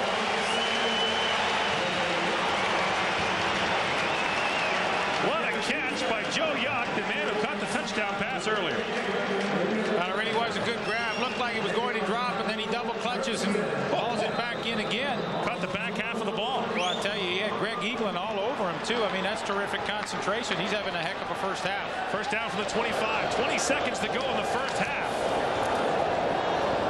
Kemp dumps it underneath and incomplete, looking for Tyrone Rush. And that'll stop the clock with 15 seconds to play. So time for the Alouettes to maybe go once to the end zone, and then if they have to, kick the field goal. But this is a gift for the Owls, who got the ball back after that long Toronto drive and have driven it impressively. They really have, and boy, you have to look at Jim Kemp. Didn't seem to be nervous at all as he came into this game. There are his numbers and abbreviated playing time. And Tyrone Rush just dropped one. Second down, and Kemp goes to the shotgun. Chris Armstrong lined up on the near side of the field. And that's where Kemp is looking. Here comes the rush, and Kemp is down. Andrew Stewart got the big paw on him and gets the first sack of the football game. Well, what they're counting on from Andrew Stewart is a big push up the middle this year to flush those quarterbacks out to Tim Cofield's side. And here he comes. He doesn't disappoint here when the pressure's on. And you know you got to get some heat on the quarterback. And little second effort to get by the block of Mark Dixon. And he picks up the first sack for the Argonauts this year, I believe. That is the first sack tonight. Well, Tracy Ham went down earlier. I'm not sure if they credit a sack for that or not. I guess somebody has to get it, but the first true sack of the football game. Yeah, well, I don't count that one where Tracy Ham went down. You give that to the ball boy. Hey, you know what, though? The player who got it, he'll take it at the end of the year. Hey, I had a sack. That's right. I sacked Tracy Ham. He's hard to catch. And Tracy Ham is up and walking around on the Alouette sideline. Remember, he left the game in obvious discomfort earlier with the back spasms, and he'll watch now as Terry Baker tries a field goal of 38 yards. High snap. Kemp got it down. Baker puts it up and through. And the Montreal Alouettes pulled within 3 of the Toronto Argonauts with 5 seconds to go in the opening half. And as good as the Toronto drive was, Montreal was pretty impressive coming back.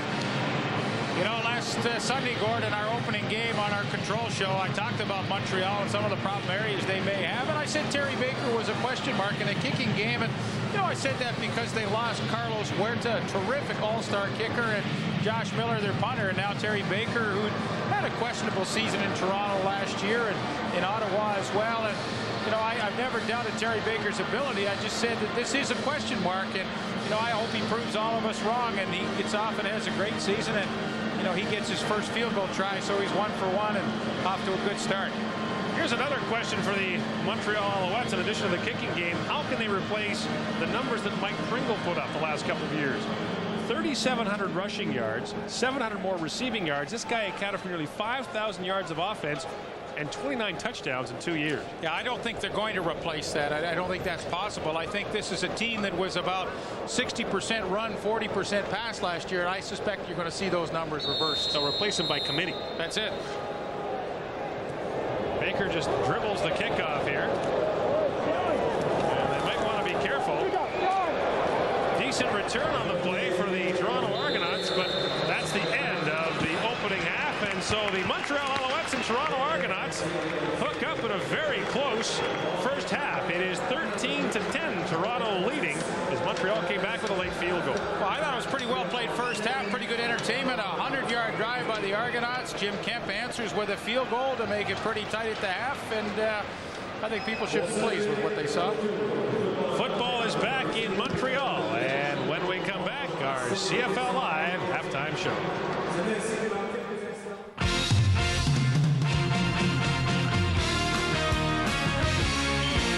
CFL Live at the half. Brought to you by Corel, world leader in CD-ROM technology.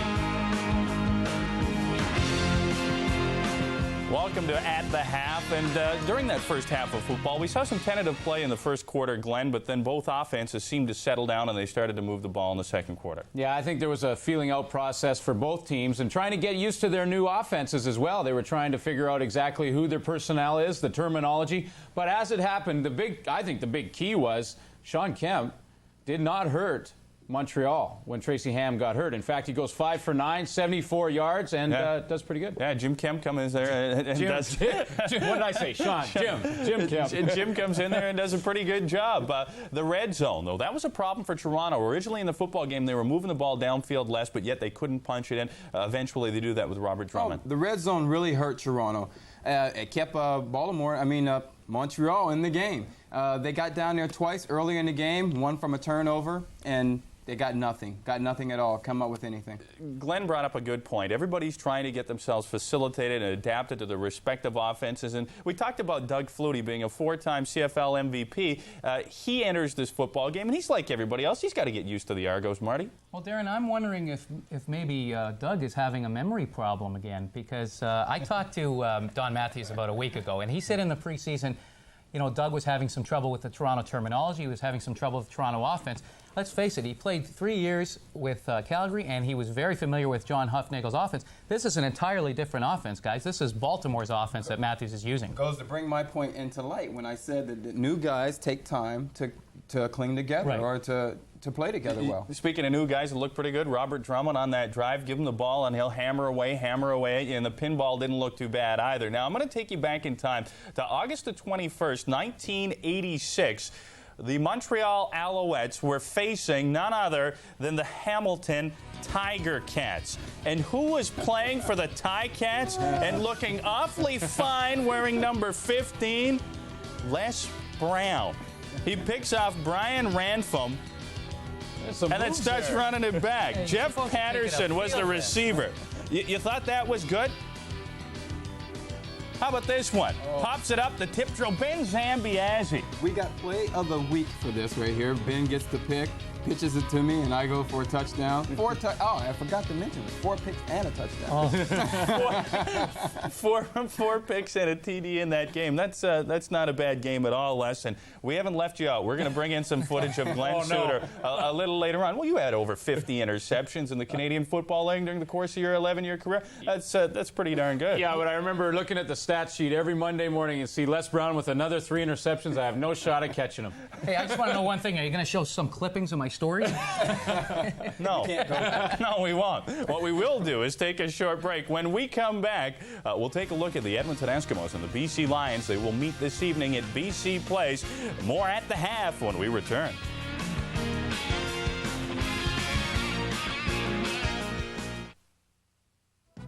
CFL Legends, brought to you by Corel.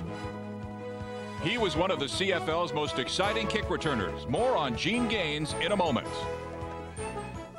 Brought to you by the world leader in Windows graphics software, Corel Print House is the fast and easy way for everyone to create great-looking greeting cards, stationery, banners, and more.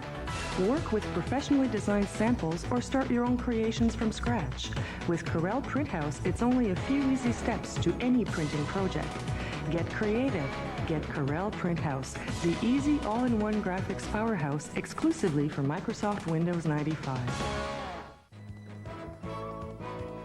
In his 16 seasons as a defensive back with Montreal and Ottawa, Gene Gaines was a CFL All-Star 3 times, won 4 Grey Cups, and was the East's most outstanding player in 1966. As a kick returner, Gaines was explosive and still holds the CFL record for longest kick return. Gene Gaines, a true CFL legend, and you can see more on Gaines and other CFL legends at the Canadian Football Hall of Fame in Hamilton.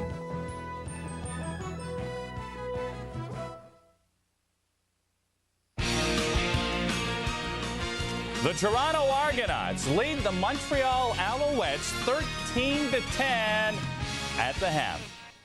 Welcome back to TSN's Control Studio. Now, a little later on this evening, the Edmonton Eskimos will take on the BC Lions at BC Place as both of these teams make their regular season debuts. Last year, the Eskimos were 13-5.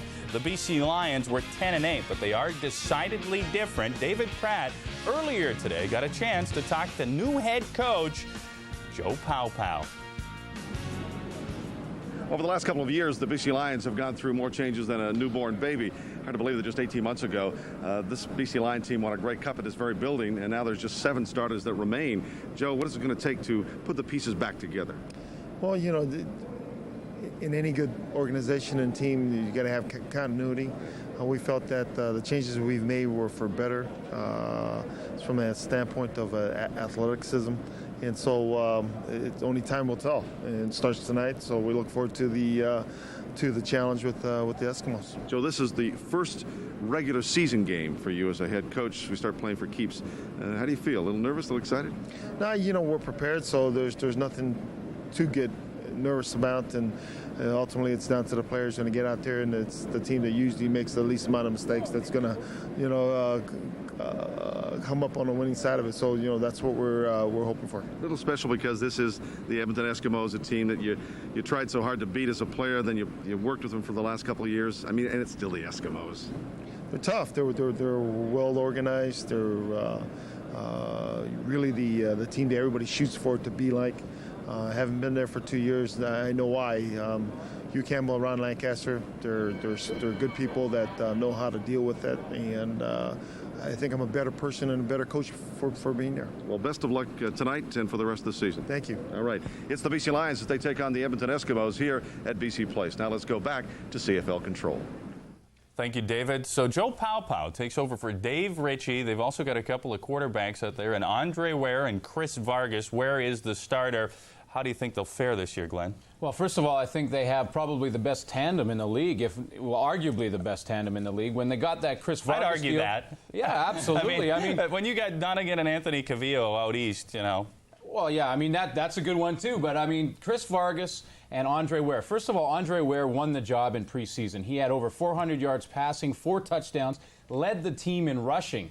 So he gets the job, but with Chris Vargas behind him, here's a guy who always makes good decisions, never hurts the football team. I think they got a good setup in BC. You know what? I do like the looks of him, too. I really do. I like the way that Andre Ware had played football last year, and it was tough for him to come from the National Football League to the Ottawa Rough Riders, and it was a difficult situation. Now he's in British Columbia, and he's getting himself a chance with these Lions, and I think he will be able to do the job. And you notice whenever a football player comes up from the National Football League or from the collegiate level at the U.S., and they're good scramblers, like Tracy Ham, he's rushed for over a couple thousand yards. They rely on that rushing game, and then they learn to adapt, and they start throwing the football. Les, you and I were talking about this last week. I think they use both. I think they use both things. They come in, as a matter of fact, like you said, Tracy Ham came in, and he used his running ability till he learned the size of the field, the width of the field, and how to use his receivers in that. I don't think that you can go from being a great quarterback to being nothing, like when you're in college, to coming up here and playing ball. What about Danny McManus, the Edmonton Eskimos, which was the quarterback factory forever? Last year, things did not work out with Kerwin Bell. Now, Danny McManus, formerly the BC Lions, is running the offense in Edmonton. Marty? Darren, I think Danny McManus is an improvement over Kerwin Bell. I mean, he's won a Grey Cup. It was only 2 years ago when he did that. But I still think the jury is out on McManus. He doesn't have the skills that a lot That's of the just it, though, guys. Is he a starter? Last year he tossed 19 touchdowns. He had 26 interceptions, threw for almost 4,500 yards. But is he a bona fide starter?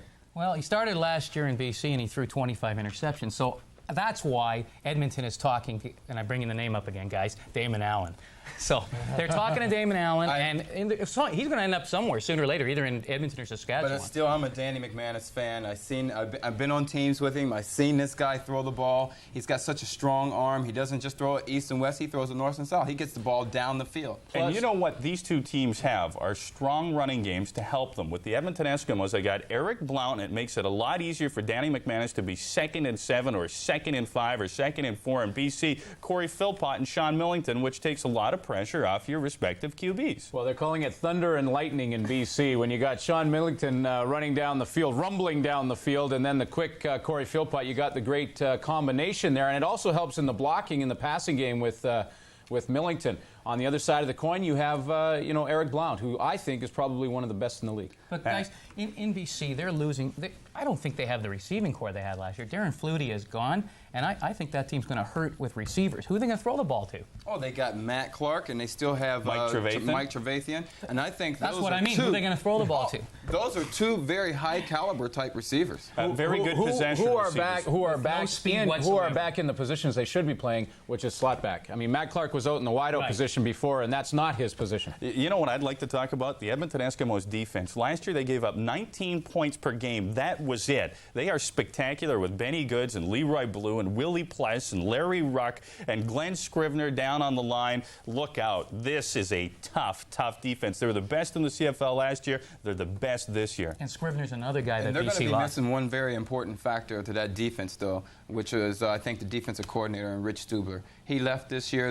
He left Edmonton to go on to one of the U.S. colleges teams, and I think they're going to miss him a lot. Well, it's going to be a good football game. We will take a short break. We will have more at the half when we return. They are parading out some of the best Alouettes ever to play in Montreal, and we've got a pretty good game at the half here, 13-10. If you want full Office Suite power at a word processor price, look no further than Corel WordPerfect Suite. Corel WordPerfect Suite includes an exceptionally intelligent word processor, an award-winning spreadsheet, amazing presentation graphics, plus business graphics and utilities, hundreds of fonts and thousands of clip art images. Corel WordPerfect Suite delivers Office Suite power at a word processor price. If you're spending more time battling the trimmer line than you are battling weeds, you need Weed Wizard. Easy to install, you'll never have to buy line again. No weeds are too big. No weeds are too small. Weed Wizard cuts them all. Have a beautifully landscaped yard and never stop to adjust the line with the amazing Weed Wizard. The original Weed Wizard is available at these participating stores. For easy fit, bring your trimmer model number.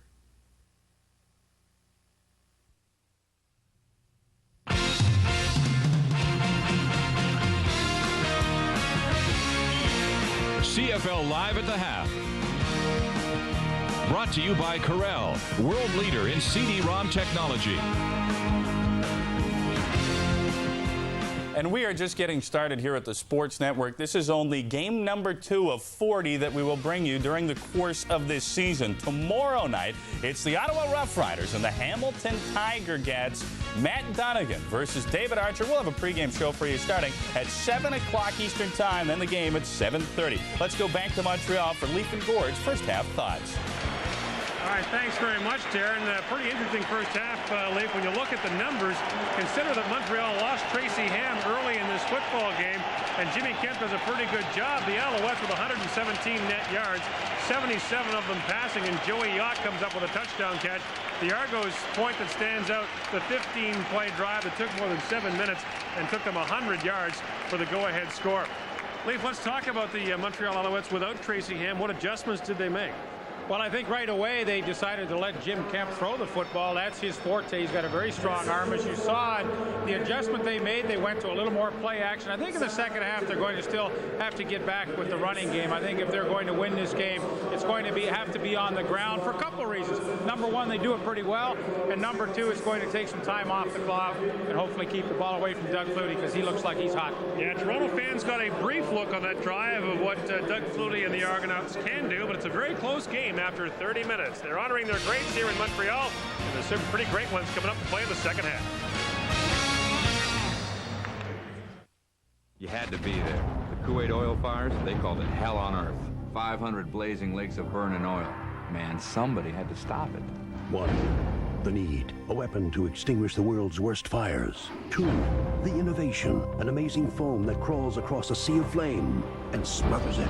That's 3M innovation. Without that stuff, it might still be burning. We make a difference in the world because we make the leap from need to innovation. 3M innovation. If you want full Office Suite power at a word processor price, look no further than Corel WordPerfect Suite. Corel WordPerfect Suite includes an exceptionally intelligent word processor, an award-winning spreadsheet, amazing presentation graphics, Plus, business graphics and utilities, hundreds of fonts and thousands of clip art images. Corel WordPerfect Suite delivers office suite power at a word processor price.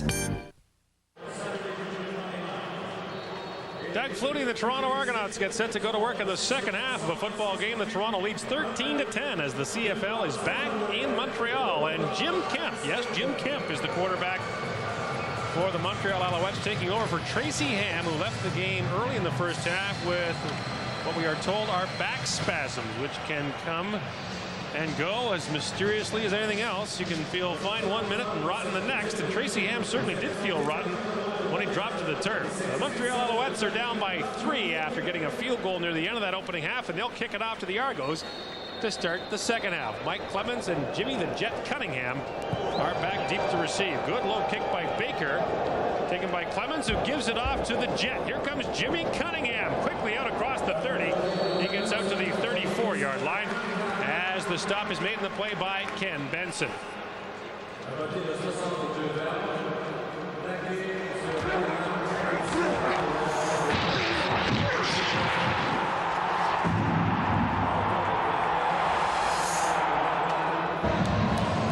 Here's some of the stuff that we were watching in the opening half as the Toronto Argonauts got to work quickly, and especially on that drive that went 100 yards. We saw Paul Mazzotti, one of several receivers, and also Robert Drummond, along with Tyrone Williams, making big catches on first down. And Leif, that's one thing you talked about, was their performance on first down. There's a bullet pass by Flutie for Mike Clemens that went through about 3 pairs of hands. And that time, they're turned away on first down. It'll bring up second and long, a situation the Argos haven't faced much tonight. Seems like back in the first quarter was the last time they were second and long. Jason Bryant, the outside linebacker, had a terrific chance to make the interception. There you see the distribution.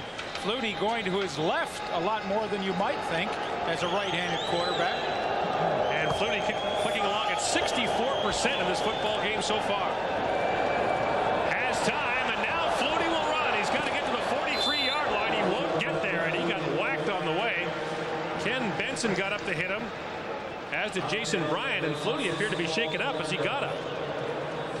Yeah, I think Paul Randolph was also in there on that play, and one of the few times that Flutie has had a little pressure, nobody open initially. That's plenty of time to throw. Good coverage downfield, and I think you'll see 36 Randolph really gets the good shot on Flutie's hip right there, and he did get up a little slowly.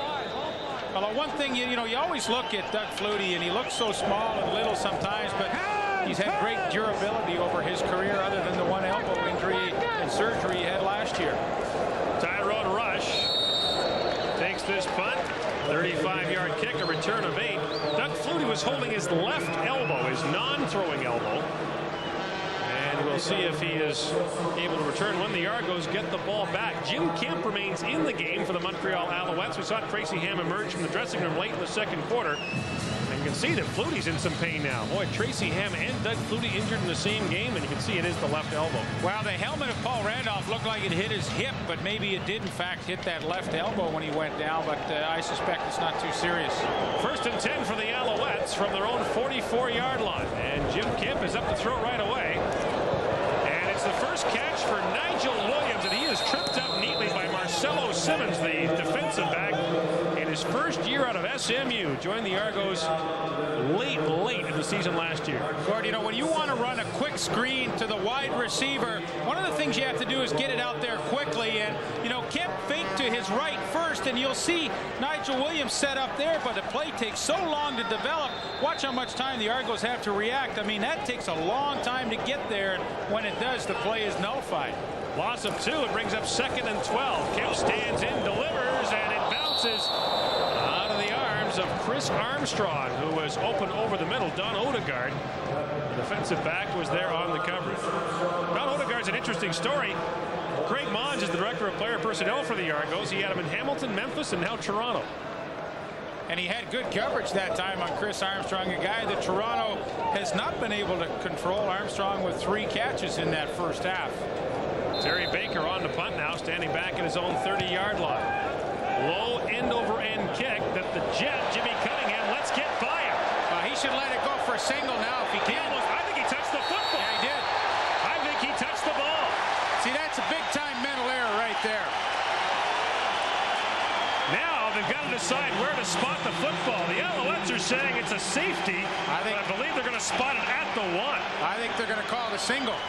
The referee was holding one finger and indicating a single, and I think Jimmy Cunningham's very lucky because he should just have the awareness to say, hey, look, the ball's got by me, let it go in the end zone, give him the single, but he made that thing pretty interesting. They're spotting the ball at the 35-yard line. It is a point, but almost a huge mistake by the Jets.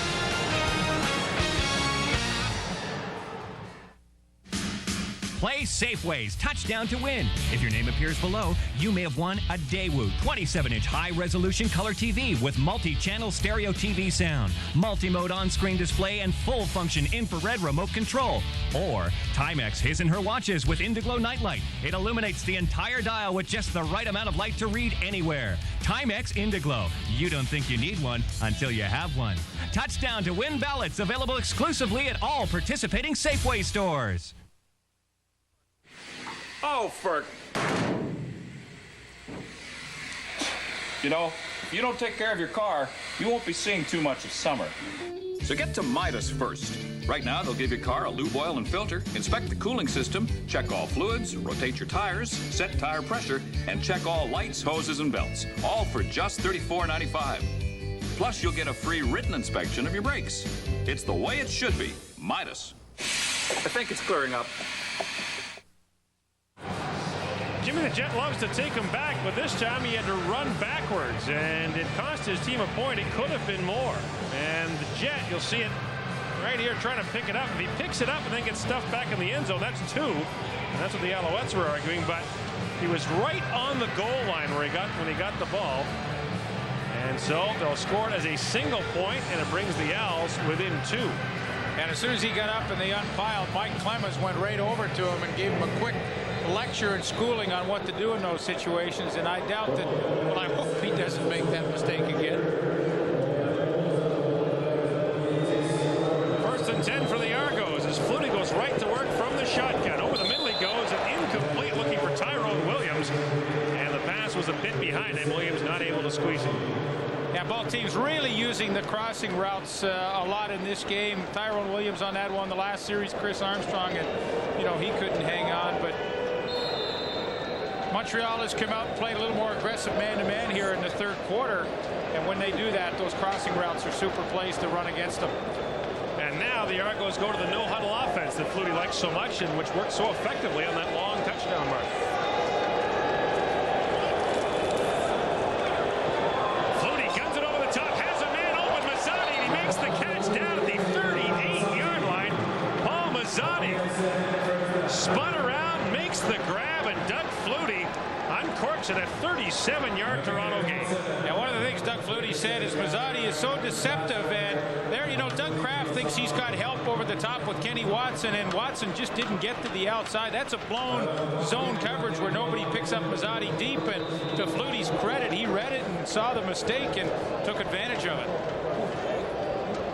Mazzotti, the leading receiver, Gord, for the Argonauts with his 5th catch now in the ballgame. No problem, please. On 1st down, Flutie back to the shotgun. His intended receiver fell, and the pass was very nearly picked off by Charles Gordon. He was looking over there for Jeff Fairholm, who has not had a lot of business today. Yeah, he really hasn't, and I almost thought that Doug Flutie would try and make it a point to get Fairholm involved in the offense early. He wasn't able to hang on to a ball that Flutie threw him in the 1st quarter. And Jeff Fairholm is a guy that I know Flutie's counting on, and Don Matthews is counting to try and get his career back on track. He had 3 1,000-yard seasons with Saskatchewan, and then 2 horrible seasons back-to-back with Toronto. Fairholm said in training camp if he was the coach of the Argos, he's not sure he would have brought himself back. It's pretty honest.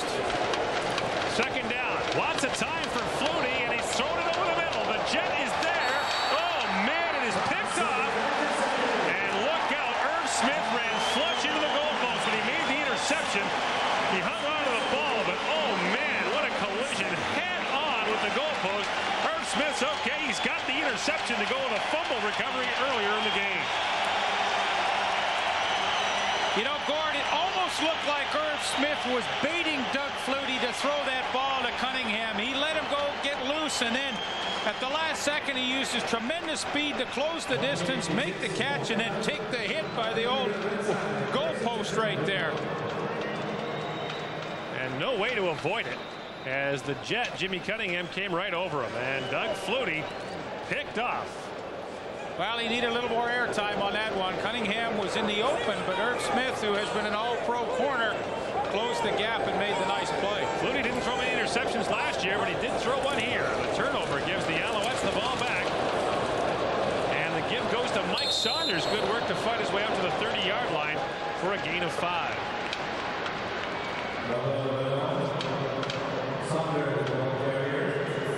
Tim Caulfield likes to go to that stand-up rush end position. He doesn't put the hand down, and as he comes across the field, he feels the trap coming. Here it comes now. Nick Zuba's 51, and Caulfield takes it on, forces it to the inside, but boy, he just doesn't seem like he's getting upfield as quickly as he has in the past, and I think he's still bothered with some injuries. Second down, 5 yards to go. Saunders stacked up again. This time he gets bottled up by Eddie Berry, among others. Rob Waldrop in to make the stop, well short of the first down. Look, when you look at the Toronto defense, essentially they're playing Greg Eaglin and Donnie Wilson at outside linebacking spots, and they are defensive backs originally in their careers. And, you know, at first look at this Toronto defense, you'd think, boy, we should be able to run to the outside, but you know, Toronto really hasn't been vulnerable. Montreal has made their yardage up the middle, not to the outside. One hop snap to Terry Baker. That's another punt off the side of his foot. And they'll spot this up around the midfield marker as Mark Nelson, the special teams coach for the Argos, tries to help out. And you know what? He got the spot.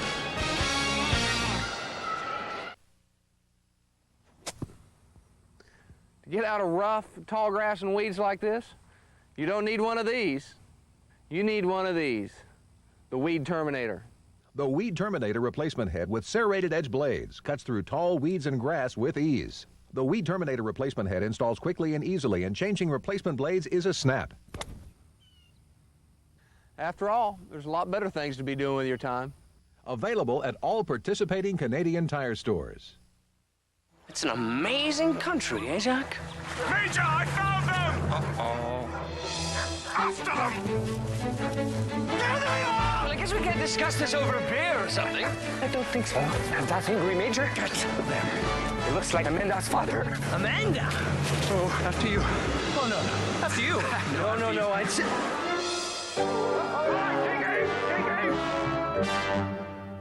About true Canadian lager. Play Safeway's Touchdown to Win. There's a prize for every touchdown and interception during TSN telecasts. Prizes like a Daewoo 27-inch stereo TV, a Uniden cordless phone and answering system, a Dirt Devil Ultra hand vac and cordless broom vac, or a packing case from Skyway Luggage.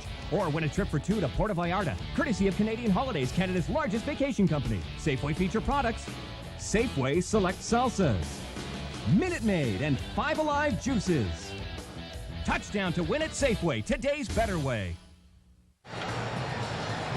Something happens when they go to Toronto. Look at Ken Austin. In 95, he throws 14 touchdown passes. The year before was Saskatchewan. He threw 24. In 93, Tracy Ham just threw 6 touchdown passes, coming off a 30-touchdown year for Edmonton. Matt Dunnigan in 1990 threw 17 touchdown passes, coming off a 27-touchdown year for the BC Lions. They've had problems at the quarterback position, and Tracy Ham knows all about it. He took the heat for Toronto's collapse. Now Doug Flutie goes to work. Throws it there for pinball Clemens, but it falls incomplete. Tracy Gravely there on the coverage as the pass hopped in front of the pinball.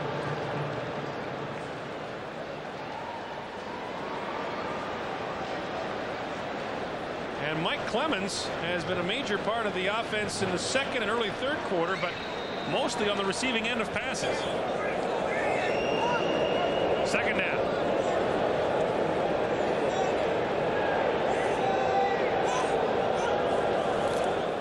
Flutie with lots of time.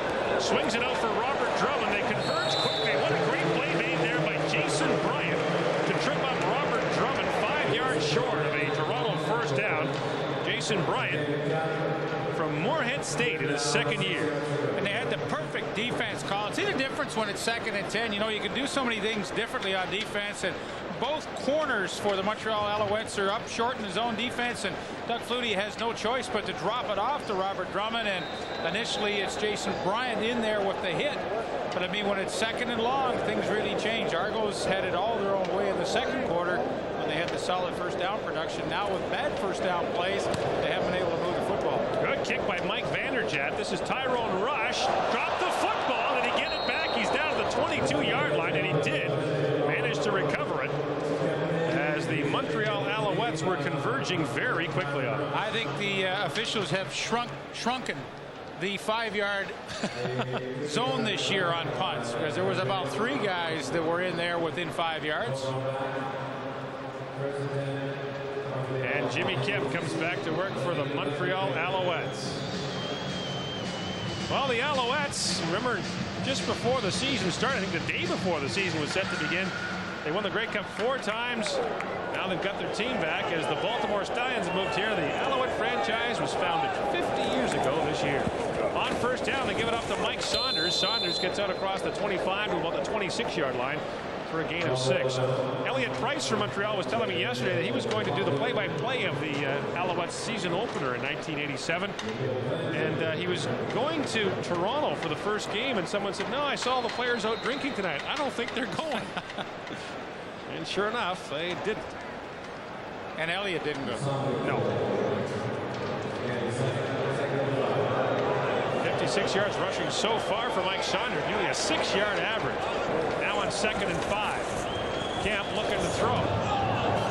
Wants to go deep, or does he? His receiver wanted to go deep, Nigel Williams, but he threw the out. So a little miscommunication there on 2nd down brings the punting unit back on the field for Montreal. Well, every team's receiving core usually has adjustments depending on what kind of defense they see. And Joey Yock was running to the corner, but he read his own defense, and oftentimes that adjustment is to hook up into an open area, which he did.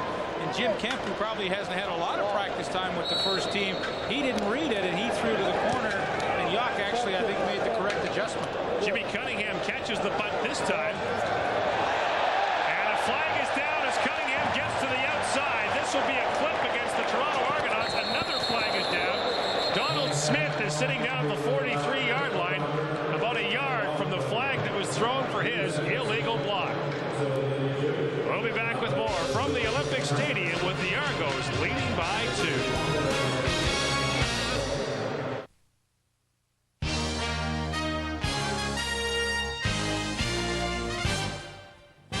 This sports break is brought to you by The Keg, where good friends get together to enjoy great steaks and share some fun. Welcome to the TSN Newsroom. I'm Rod Smith. Toronto Blue Jays, winners of 8 of their last 9, finished up a 3-game series with Seattle this afternoon at Skydome, looking for the sweep. But after giving Paul Quantrill a 1-run lead, that will disappear here in the 2nd inning. Leading off, Paul Sorrento going deep to right field, taking it out of the yard to tie this game up at 1 apiece. And in the 3rd, Quantrill in more trouble, walking John Marzano with the bases loaded. And Sorrento again coming in to score. 3-1 Seattle. The Mariners go on to take it with ease. 9-1 to avoid the sweep. Jays still winning 8 of their last 10. Bob Wells improving to 9-1. Reminder, Sports Desk on earlier, 10:30 Eastern Time, followed by the X Games. That's after the football game. If you want full Office Suite power at a word processor price, look no further than Corel WordPerfect Suite. Corel WordPerfect Suite includes an exceptionally intelligent word processor, an award-winning spreadsheet, amazing presentation graphics, plus business graphics and utilities, hundreds of fonts and thousands of clip art images. Corel WordPerfect Suite delivers Office Suite power at a word processor price.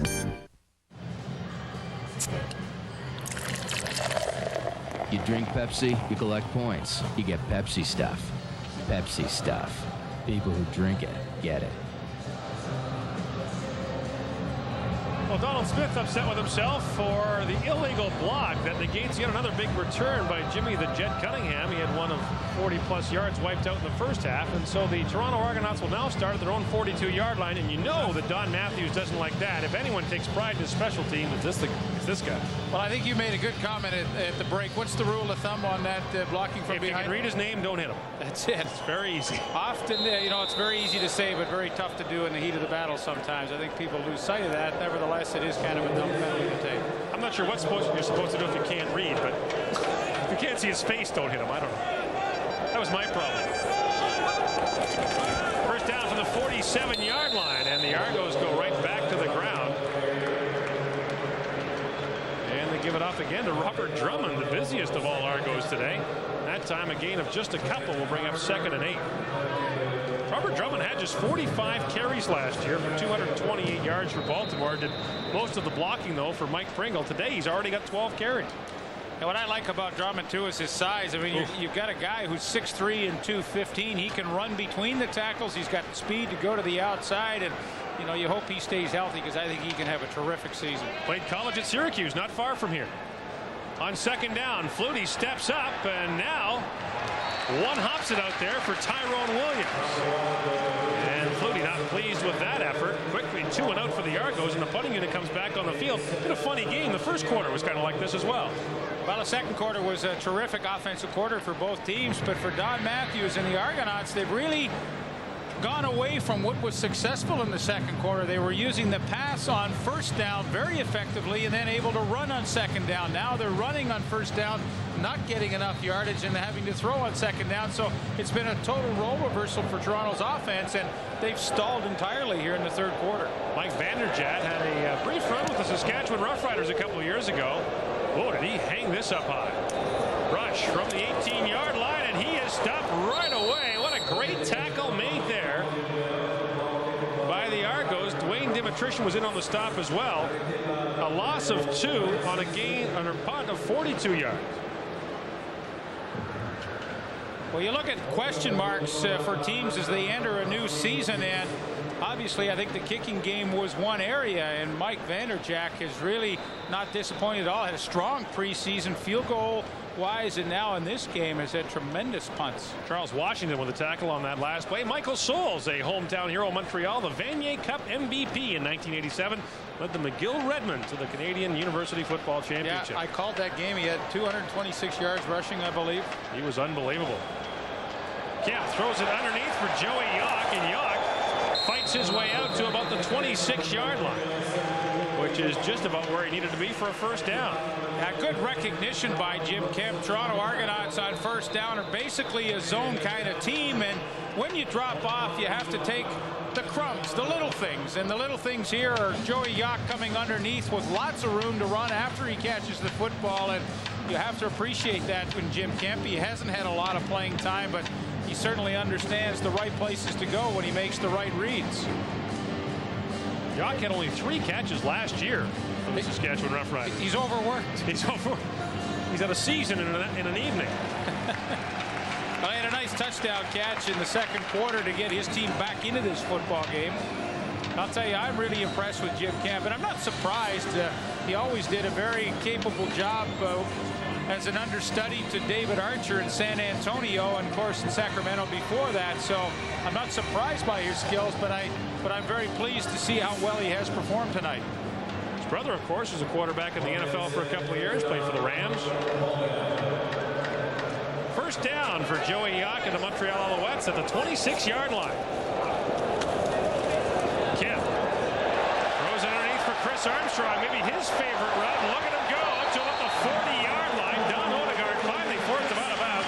Chris Armstrong is so effective, just making the short catch and running for miles. Pick up a 12 yards. Well, again, they always have one receiver coming underneath in case they get this kind of coverage. Once again, there you see Reggie Gibbons dropping way out from his middle linebacking spot, and Chris Armstrong's a guy that you just can't chase across the middle and try and stay with him. Well, both teams using the underneath crossing routes very effectively. Another first down for the Owls, who have a nice drive going. Mike Saunders, the lone back in the backfield, takes the handoff from Kemp, puts his head down, and gets to about the 43-yard line. Don Wilson in to help make the stop, along with Oscar Giles. Mike Saunders out of the University of Iowa, a Hawkeye. And, of course, began his career with the Saskatchewan Roughriders. An outstanding year for Saskatchewan. Moved on to San Antonio last season. Known more as a pass receiver out of the backfield, but I think obviously with this team's makeup offensively that they like to run the football, he's going to get that opportunity a lot more than he has in the last few seasons. 2nd and 6. Kemp looking for a bundle. He's got Climbey open. John Climbey makes the catch and stays inbounds at the 32-yard line. Another first down for the Alouettes as John Climbey gets 35 yards. And what happens when you have the successful running game as Montreal has had on this drive? You can go to play action and it buys yourself just a little extra time. The fake draw holds the linebackers, and John Climbey down the sidelines on an out and out comes free and makes a nice catch. Great job to get the foot down too to make the catch count. A 35-yard gain that sets the Owls up 1st and 10 at the Toronto 32-yard line.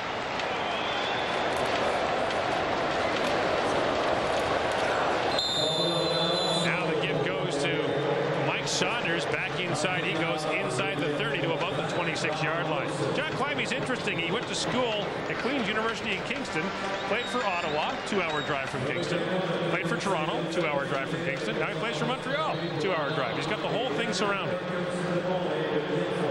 And you see his best years with Ottawa back in 1993. And he became a free agent after that season and signed with Toronto. Things just didn't work out for him. And, you know, he's another guy that's trying to resurrect a young career, too, here with Montreal, where he's going to be counted on. Kemp with time, throws it down underneath, and has a man Climbey, and he has the catch at the 9. Whoa, great sliding catch that time by John Climbey. And if Climbey was to argue with the officials, he's well qualified to do it. He's a lawyer. That is true. He worked hard to get his law degree, and you're going to see a nice ISO. He's in the slot this time against Don Odegaard and heads him straight upfield and then uses his speed to get the separation. And had that been a better throw, he might have scored. But, you know, the key when you're in the slot is to go straight at the defensive back to freeze him and then make your cut, and Climbey did it perfectly. Pickup of 19, 1st and goal from the 9. Kemp gets it to Nigel Williams, touchdown!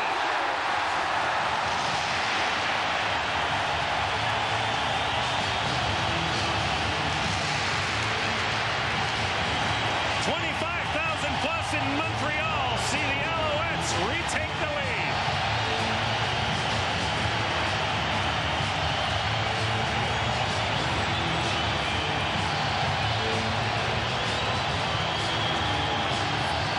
Well, you have to wonder what kind of goal line pass defense the Toronto Argonauts were trying to use as Nigel Williams is just left wide open. There you see Marcelo Simmons slowly coming into the picture. But when you're down around a team's 10-yard line, your defensive backs have to come up and be a lot more aggressive than that.